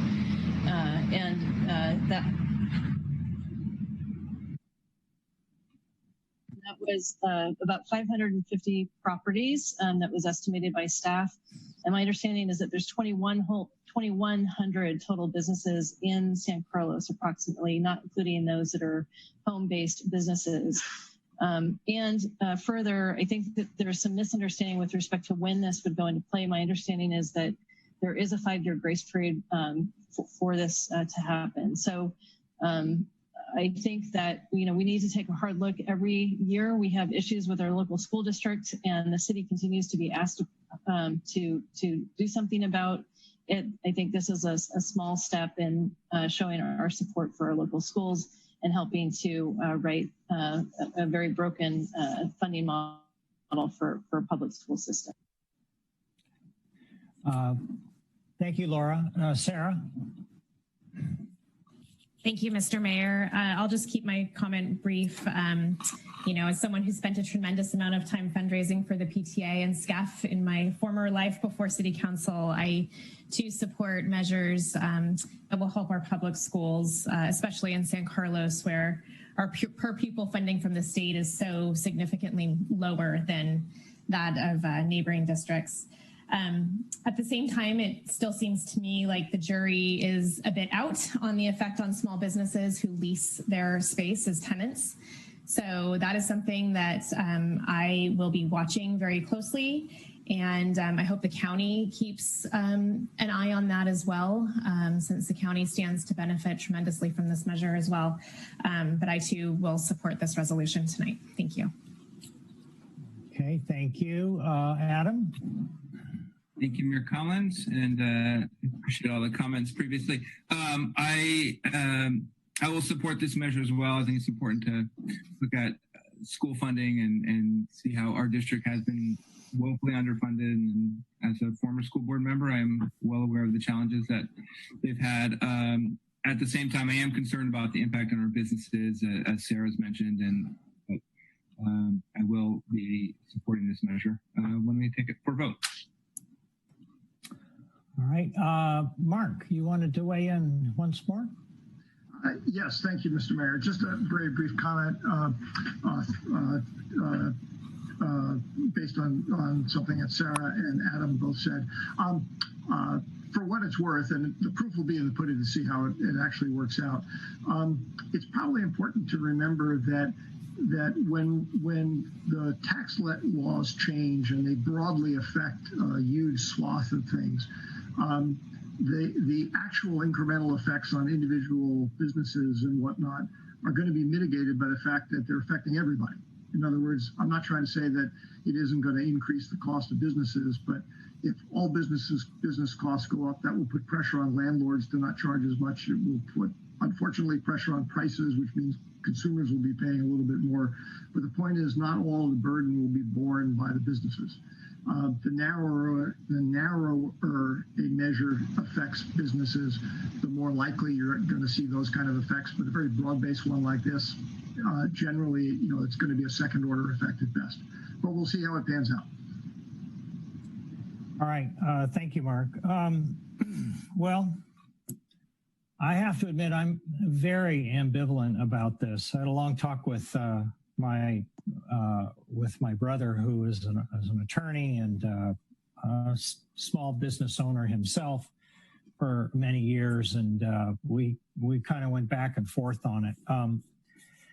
I think as much as anybody else, I'm a huge supporter of the schools. I'm also a small business owner, and like one caller said, $3 million isn't a heck of a lot of money in the Bay Area, maybe in the Central Valley, but it isn't in the Bay Area. So that gives me pause as well. Aside from the fact that I think that the funding model for education in the state is all wrong in the first place, I'm torn because I realize that 60% of the funds, as I recall, if I'm not mistaken, come back to the city. So that helps us. However, if we are taxing our own businesses, our own small businesses, to pay the higher taxes to fund us, to fund the city, that also worries me. But on top of everything, the thing that I think is the most important to me is that we historically, as a council, have not taken positions on, for the most part, on state resolutions, on even federal issues. There were a couple times when Mark and I both felt that we should say something. We should have a resolution on various national issues. But traditionally, we really haven't taken an issue. I'm not really sure how I'm going to vote when it comes to November, although I will tell you that I was one of those people that was not helped by Proposition 13. And I think a fix for it is more than 40 years overdue. But I worry greatly that we're not going to realize the benefit that we think it will. So I respect and appreciate everybody's support for this, but I have to say, and I realize that I may be seen as an enemy of the schools, but that nothing could be further from the truth. I'm a huge advocate for public education. But for all of those reasons, I think that, and I've thought long and hard about this, that, and it's not going to matter, I realize, but I just can't vote to support the resolution. So anyway, any other comments? Let me just make one last check. Crystal, did anyone else call in? No, there are no calls. All right. All right. Well, I guess we need a motion. Did we already have a motion? I move to adopt Resolution 2020-68. A resolution of the City Council of the City of San Carlos endorsing Proposition 15, California Schools and Local Communities Funding Act of 2020, a measure of the California State Ballot, November 2020. Second. Okay. Crystal, please call the roll. Councilmember Rack? Yes. Councilmember McDowell? Yes. Councilmember Obert? Yes. Vice Mayor Palmer Lohan? Yes. And Mayor Collins? Well, I said I wasn't going to support it. I have a hard time voting against it, so I'm going to abstain. So. All right, so the measure passes, or the resolution is passed. We will move on now to 9C, consideration of adopting a resolution adopting the fiscal year 2020-21 operating and capital budget for the city of San Carlos. And I believe that is Rebecca. Crystal, do you have the PowerPoint? Sorry.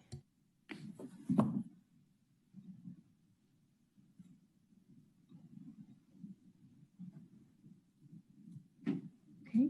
Good evening, Mayor and City Council. Rebecca Mendenhall, Administrative Services Director. Let's see if I can move this forward. Before you tonight is the consideration of the adoption of the fiscal year 2020-21 operating and capital budget. Included in your packet and on the website is the proposed budget book, which includes the operating program and performance-based budgets, as well as the 5-year capital improvement program. The proposed budget includes all of the feedback, comments, and direction given by the council at the study session that was held on August 24th. As part of the budget adoption, there are 3 resolutions for your consideration. The first is the adoption of the budget or the appropriation levels. The second is the establishment of the annual appropriations limit. And the third would be the adoption of the financial policies.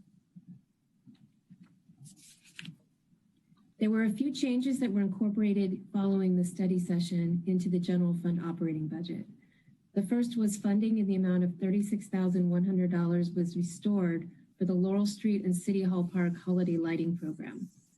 Secondly, funding in the amount of $30,000 was restored for professional services to conduct a community survey in January of 2021.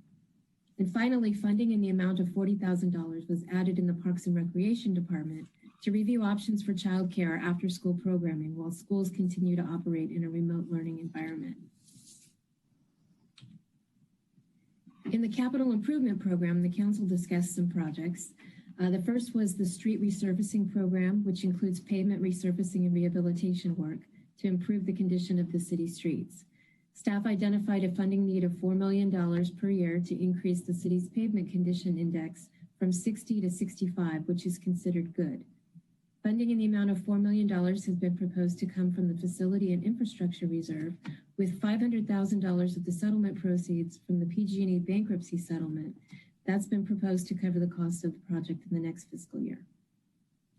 The traffic calming improvements program was moved forward to get improvements to the existing crosswalks in 4 locations. So funding in the amount of $1.5 million was moved from fiscal year 21-22 into fiscal year 2021.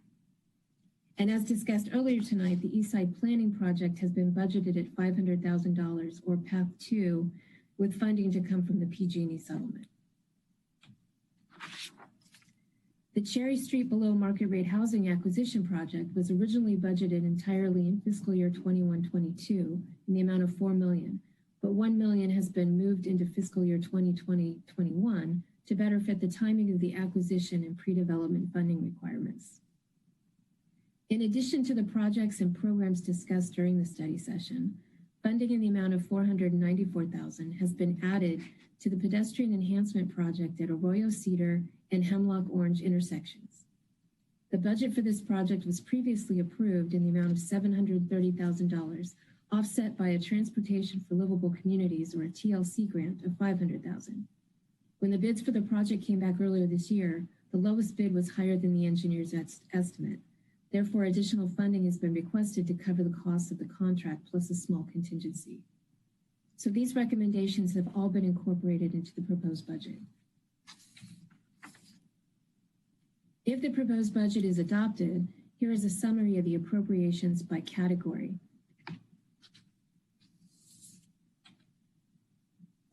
The general fund is the primary operating fund of the city, and a quick summary of the primary revenue sources is shown here. This slide reflects that even with anticipated decreases in our sales tax revenues, property and sales tax remain the largest 2 revenue sources, accounting for 61% of our total revenues. This chart represents the total expenditures by department, and as shown, public safety costs continue to be our largest expenditures, amounting to 47% of the total budget. This table represents the estimated ending general fund balances, incorporating all of the recommendations. The fully funded recommended budget results in an unrestricted fund balance of $3.04 million at the end of fiscal year 2021. As discussed previously, there's a recommendation to transfer capital reserves from the general fund to the gas tax fund and capital projects fund. This budget also reflects a one-time use of reserves in the amount of $2 million to balance the budget.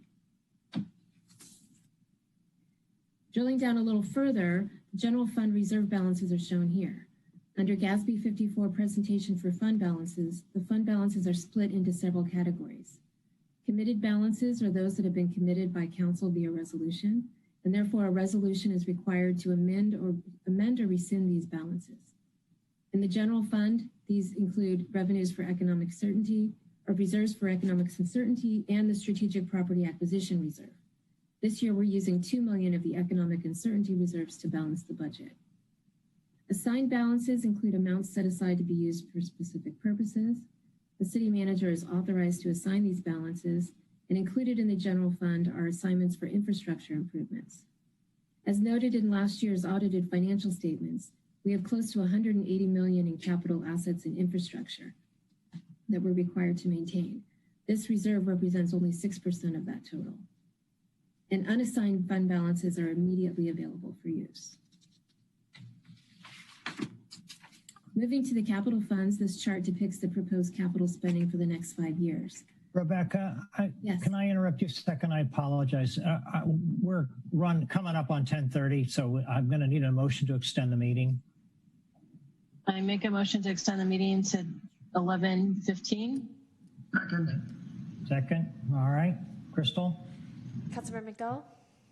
Yes. Councilmember Obert? Yes. Vice Mayor Parma-Lohan? Yes. Councilmember Rack? Yes. And Mayor Collins? Yes. Thank you. My apologies, Rebecca. Please continue. Okay.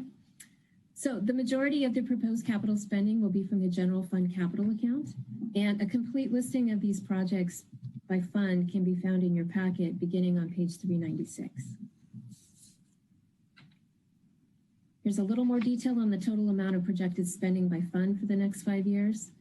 The majority of the spending in both the wastewater and gas tax funds are used for annual maintenance and rehabilitation projects. And some of the projects included in Capital Fund 25 include the replacement of the Fire Station 16, storm drainage maintenance, traffic calming improvements, and the existing turf replacement at Highlands Park. So although we have balanced the budget before you tonight, there's still many significant threats that may impact future budgets. And first and foremost are the uncertainties with COVID-19 and the reinstatement of operations and economic recovery. We don't have any prior year history to look at to try to estimate when the economy will recover.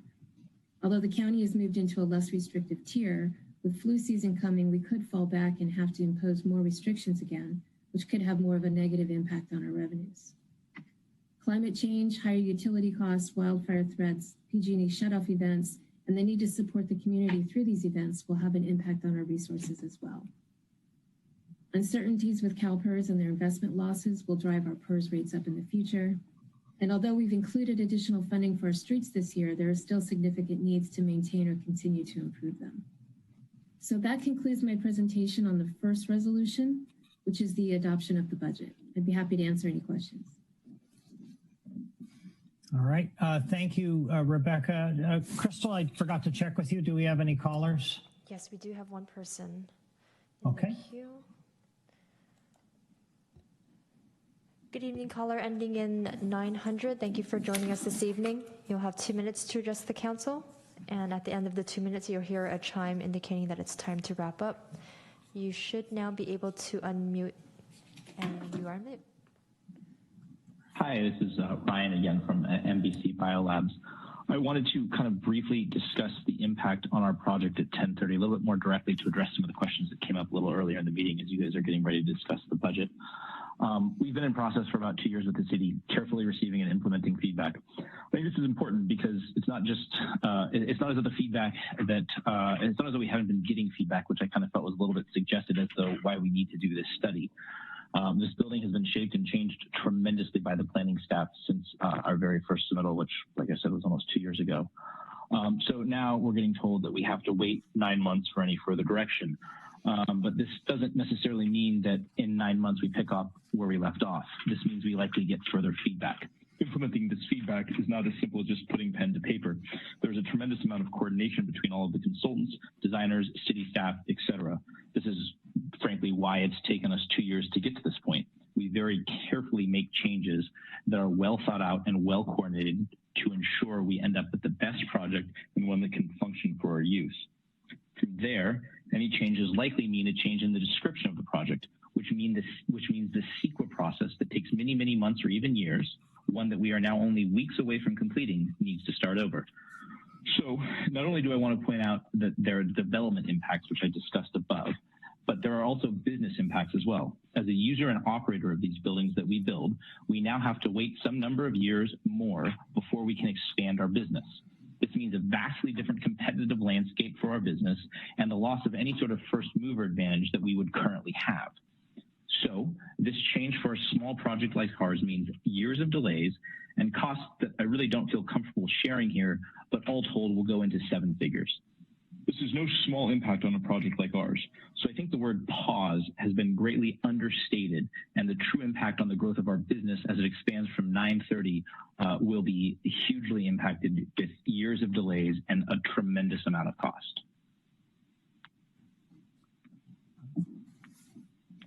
Thank you, Ryan.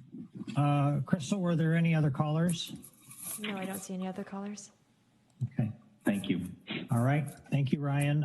Let's move on to questions. Adam? Thank you, Mayor Collins. So I just, Rebecca, thank you for the presentation and all the work that you and the staff and everyone has put in to get the budget to where it is. I really appreciate everything that's been done here and for taking in a lot of our feedback over the last couple weeks.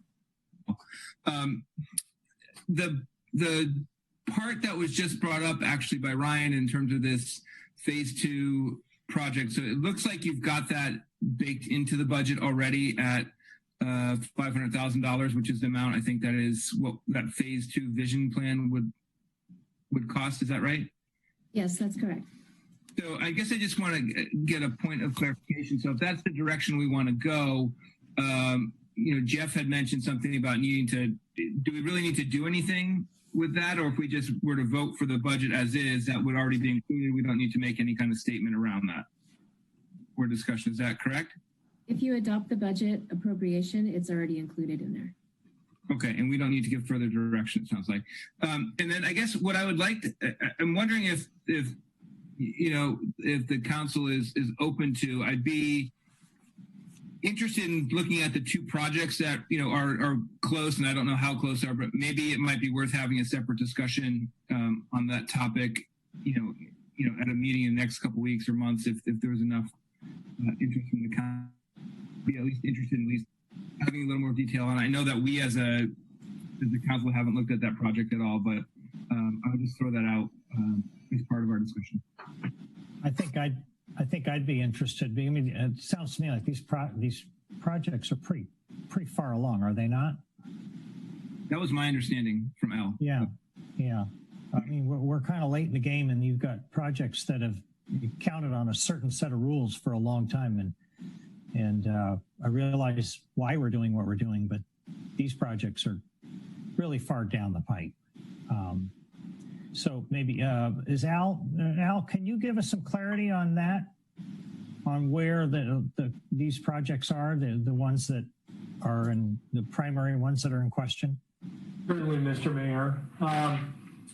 So the one that was just mentioned at 1031 Britton Avenue, as Ryan mentioned, it has gotten pretty far in the process.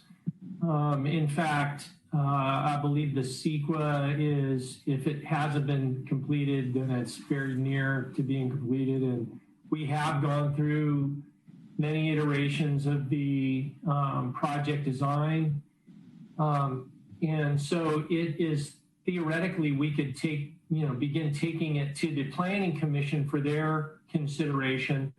What that project is they're asking for additional height.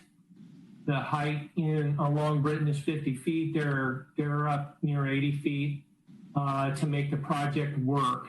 And so it would need to go to the Planning Commission and the City Council, and they would be in line to provide the city with community benefits, however. And the one final component of that project would be a development agreement. Again, going back to that contract between the city and the developer as to what specific community benefits they would be providing to get that additional height. And that's one step that has not been discussed or negotiated at this point. And it's pretty much very similar to 888 Branston, which is the Black Mountain property project. That project similarly has gone through a number of iterations from a design standpoint. We've done a fiscal impact analysis on that project, so we know generally what we're talking about in terms of the dollar value of community benefits, but we haven't negotiated anything yet. But the project is pretty close to being ready to go to the Planning Commission. And from the Planning Commission, final review and approval would be the City Council.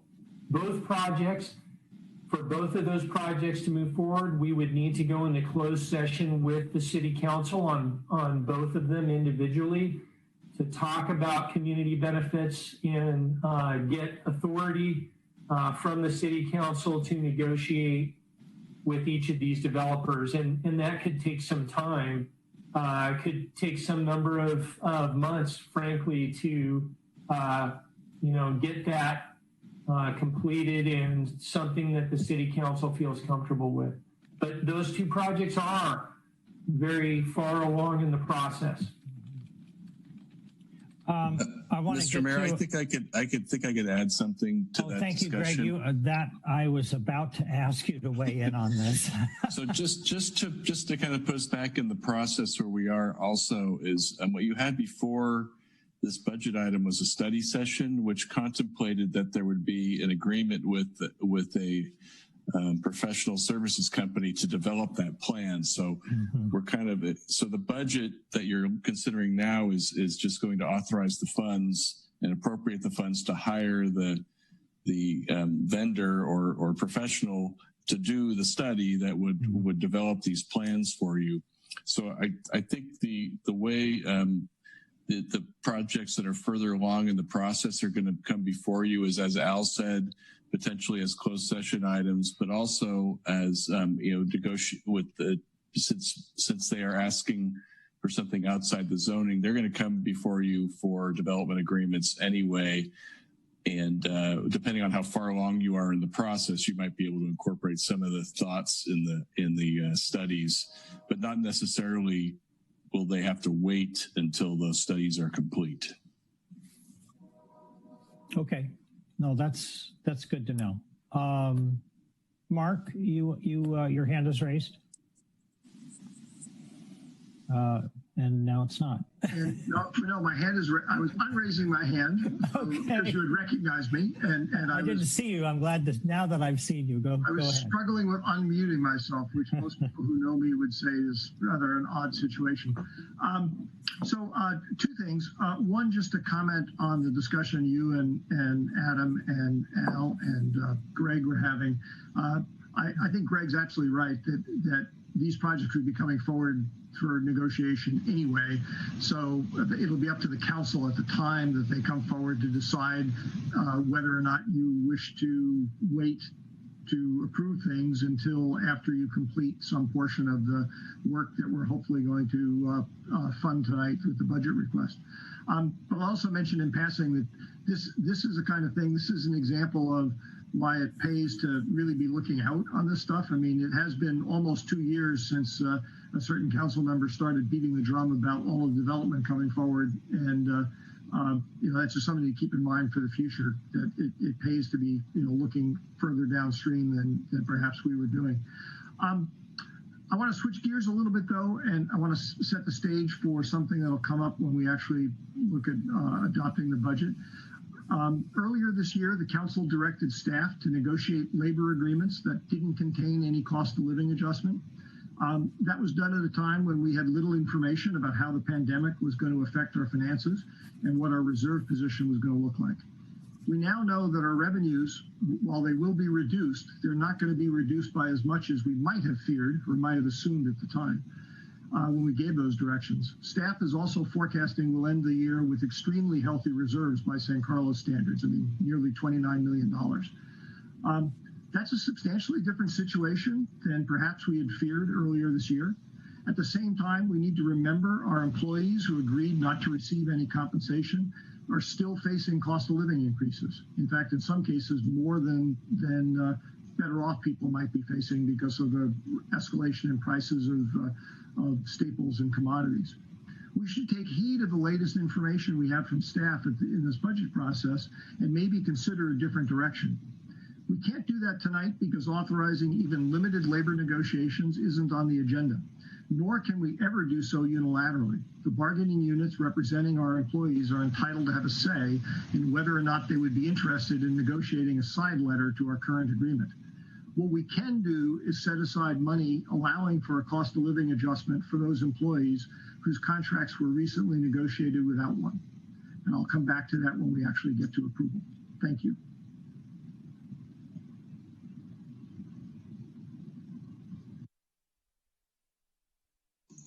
Mr. Mayor, you're on mute.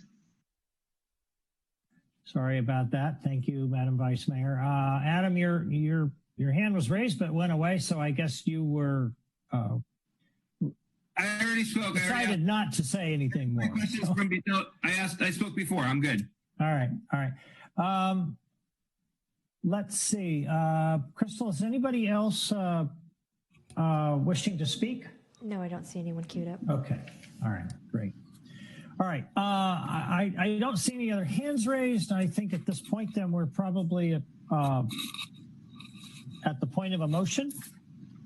I move to adopt resolution 2020-69.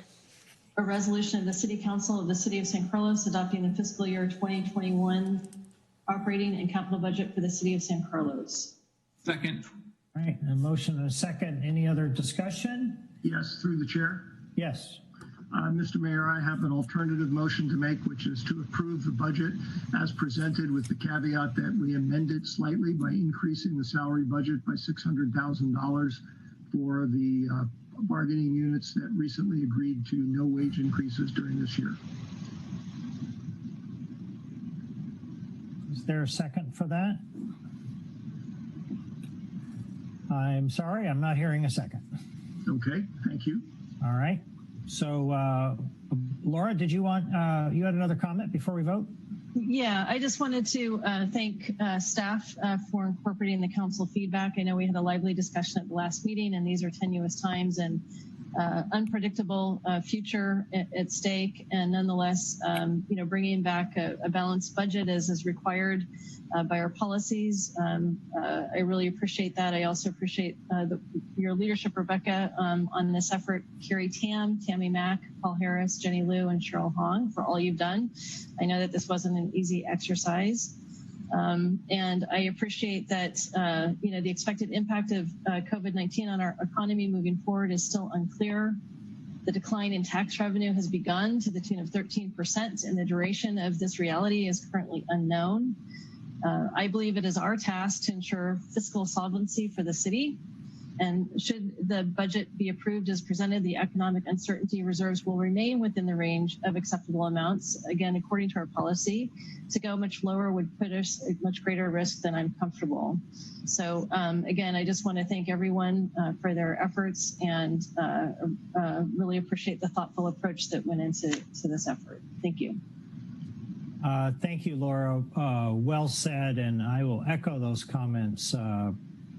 Rebecca, you and your team are so good sometimes we fail to notice. So we are noticing tonight. Mark? Yes, thank you, Mr. Mayor.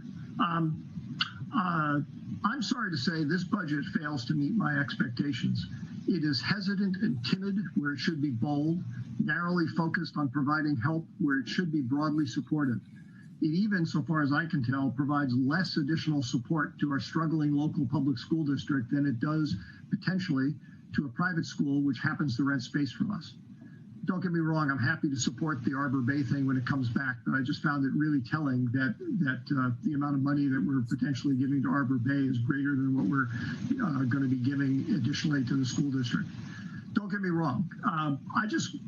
Bottom line, I just wish this budget was more supportive of the entire San Carlos community. This council could have and should have done more. Accordingly, I am going to be voting against this budget. Thank you, Mark. Okay, I see no other hands. Crystal, please call the roll. Councilmember Olbert? No. Councilmember McDowell? Yes. Councilmember Ratt? I think you might be muted. Okay. Adam, you're muted. Actually, he may be frozen. His video's not moving. All right.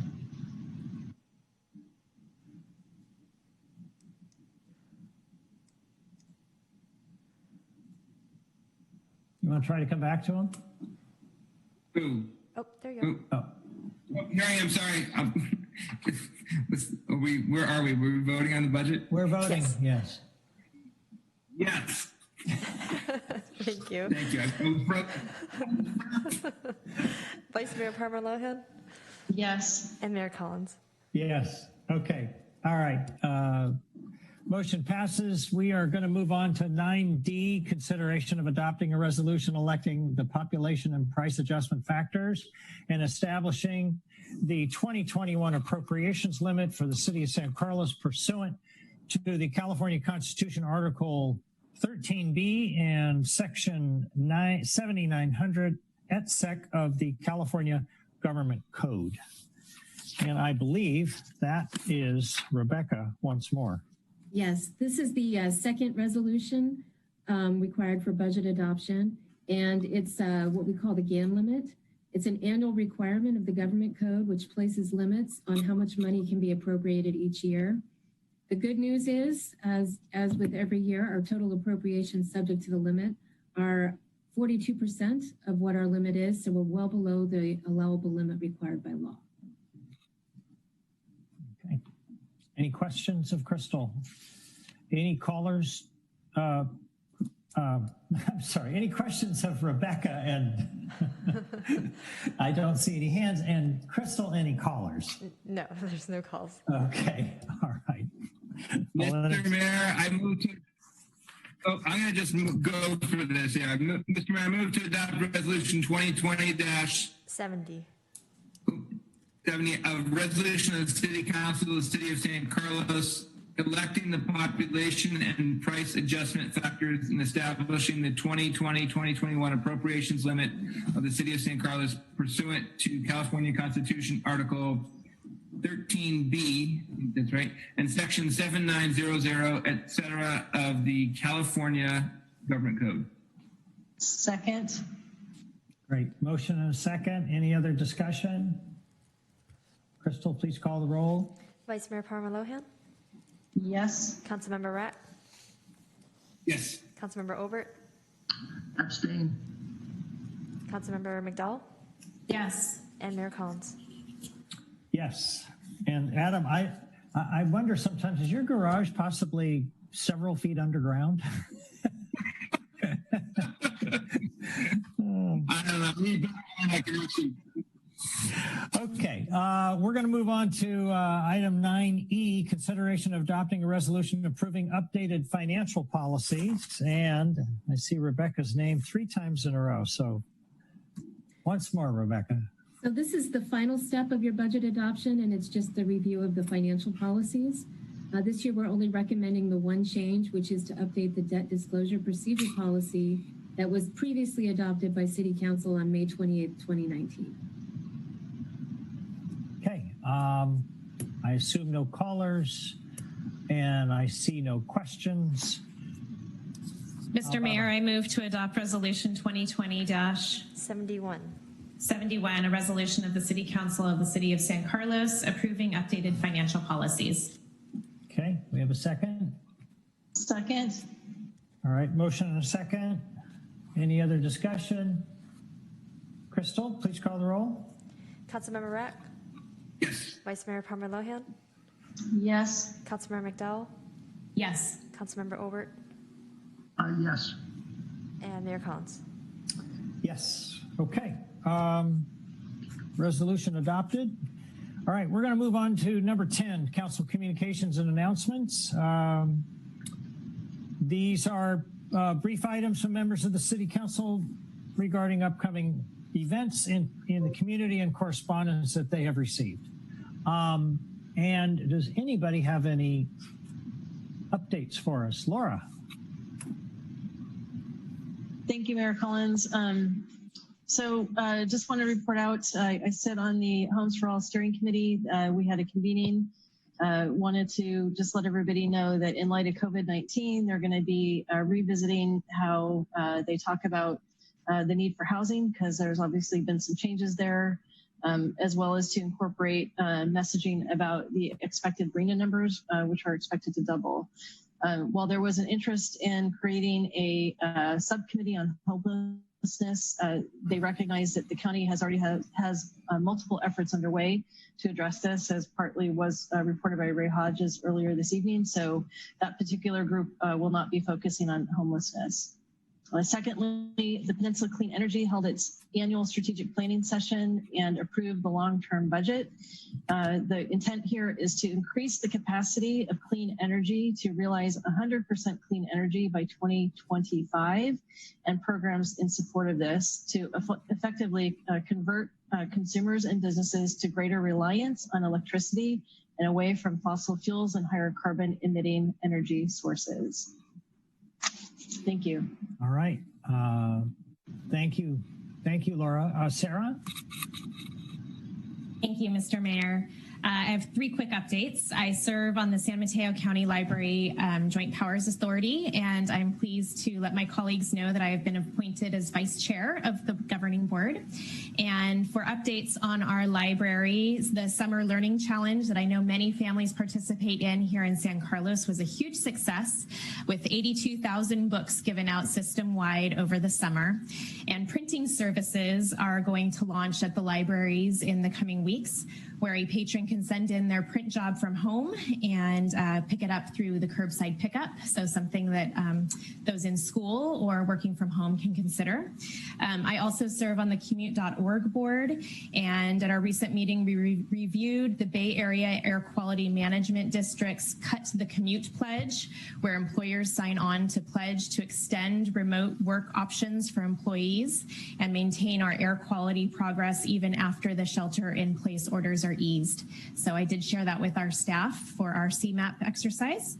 And I also wanted to let you know that the Child Care Relief Fund, which was seeded with $2 million in CARES Act funding from our County Board of Supervisors, all of that money has now been distributed.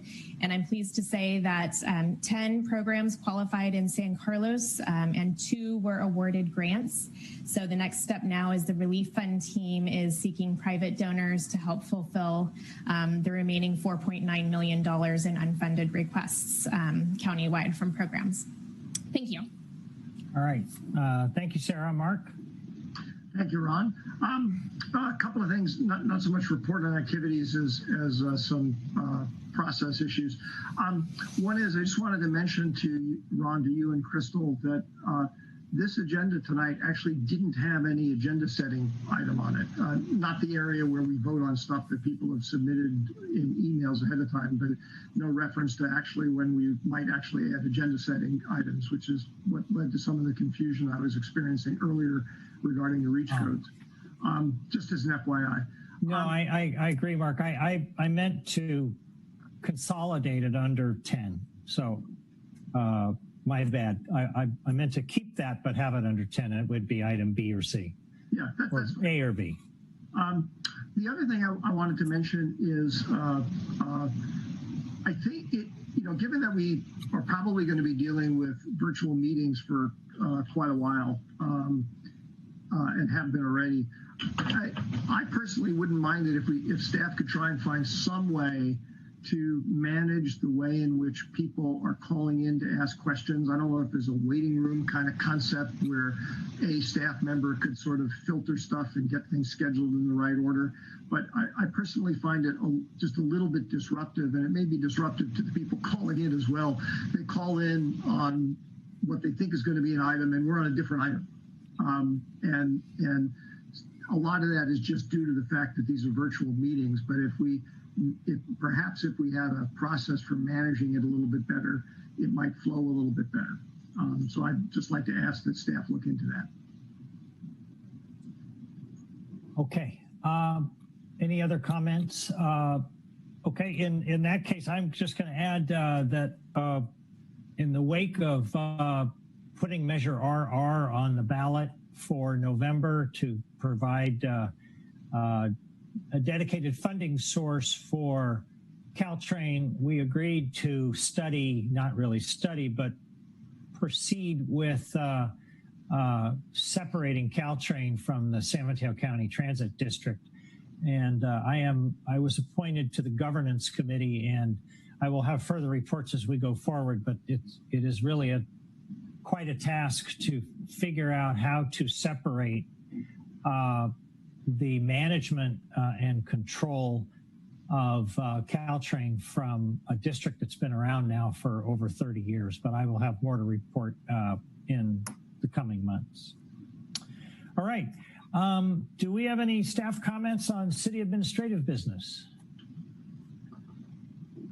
Nothing additional this evening, Mr. Mayor. Okay, well, seeing no further business, we are at item 11, and I will say good night to everybody. We are adjourned. Night. Thank you. Night.